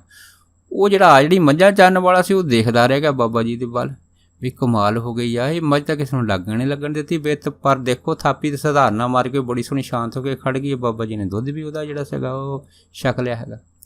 ਫਿਰ ਬਾਬਾ ਜੀ ਨੂੰ ਪੁੱਛਿਆ, ਕਹਿੰਦੇ ਸਾਨੂੰ ਇਹ ਦੱਸ ਆ ਜਿਹੜਾ ਦੁੱਧ ਅਸੀਂ ਤੇਰਾ ਛਕਿਆ ਹੈਗਾ, ਤੂੰ ਇਹਦੇ ਬਟੇ ਦੁੱਧ ਲੈਣਾ ਜਾਂ ਵੈਸੇ ਹੀ ਪੈਸੇ ਲੈਣੇ? ਉਹ ਕਹਿਣ ਲੱਗਾ ਜੀ ਨਾ ਤਾਂ ਮੈਂ ਦੁੱਧ ਦੇ ਬਟੇ ਦੁੱਧ ਲੈਣਾ, ਨਾ ਮੈਂ ਪੈਸੇ ਲੈਣੇ ਆ, ਮੈਂ ਤਾਂ ਤੁਹਾਡੀ ਸੇਵਾ ਕਰਨੀ ਸੀ, ਸੋ ਮੇਰਾ ਜਿਹੜਾ ਮਨੋਰਥ ਨਾ ਪੂਰਾ ਹੋ ਗਿਆ। ਜਦ ਇੰਨੀ ਗੱਲ ਹੋਈ ਤਾਂ ਬਾਬਾ ਜੀ ਫਿਰ ਉਹਨੂੰ ਕਹਿਣ ਲੱਗੇ, ਕਹਿੰਦੇ ਚਲੋ ਠੀਕ ਆ, ਪਰ ਸਾਡਾ ਅਜੇ ਮਨੋਰਥ ਪੂਰਾ ਨਹੀਂ ਹੋਇਆ। ਉਹ ਆ ਜਿਹੜੀ ਕਹਿਣ ਲੱਗਾ ਜੀ ਮੈਂ ਸਮਝਿਆ ਨਹੀਂ। ਬਾਬਾ ਜੀ ਕਹਿਣ ਲੱਗੇ ਵੀ ਅਸੀਂ ਹੈ ਨਾ ਇੱਥੇ 40 ਦਿਨ ਜਿਹੜਾ ਹੈਗਾ ਇੱਥੇ ਬੈਠ ਕੇ ਭਜਨ ਬੰਦਗੀ ਕਰਨੀ, ਤੂੰ ਸਾਨੂੰ ਕੋਈ ਅਸਥਾਨ ਦੱਸ ਜਿਹੜਾ ਇਕਾਂਤ ਹੋਵੇ, ਸ਼ਾਂਤ ਹੋਵੇ, ਅਸੀਂ ਉੱਥੇ ਬੈਠ ਕੇ ਹੈ ਨਾ ਥੋੜ੍ਹੀ ਬੰਦਗੀ ਕਰ ਲਈ। ਫਿਰ ਉਹ ਆਜੜੀ ਨੇ ਦੱਸਿਆ ਵੀ ਸਤਲੁਜ ਦਰਿਆ ਦੇ ਕੰਢੇ ਮੈਂ ਵਾਕਫ ਹਾਂ, ਕਿਉਂਕਿ ਮੈਂ ਮੱਝਾਂ ਚਾਰਦਾ ਨਹੀਂ, ਇੱਕ ਸਥਾਨ ਮੈਂ ਤੁਹਾਨੂੰ ਦੱਸ ਦਿੰਦਾ ਤੁਹਾਡੇ ਵਾਸਤੇ ਬੜਾ ਵਧੀਆ ਹੈਗਾ।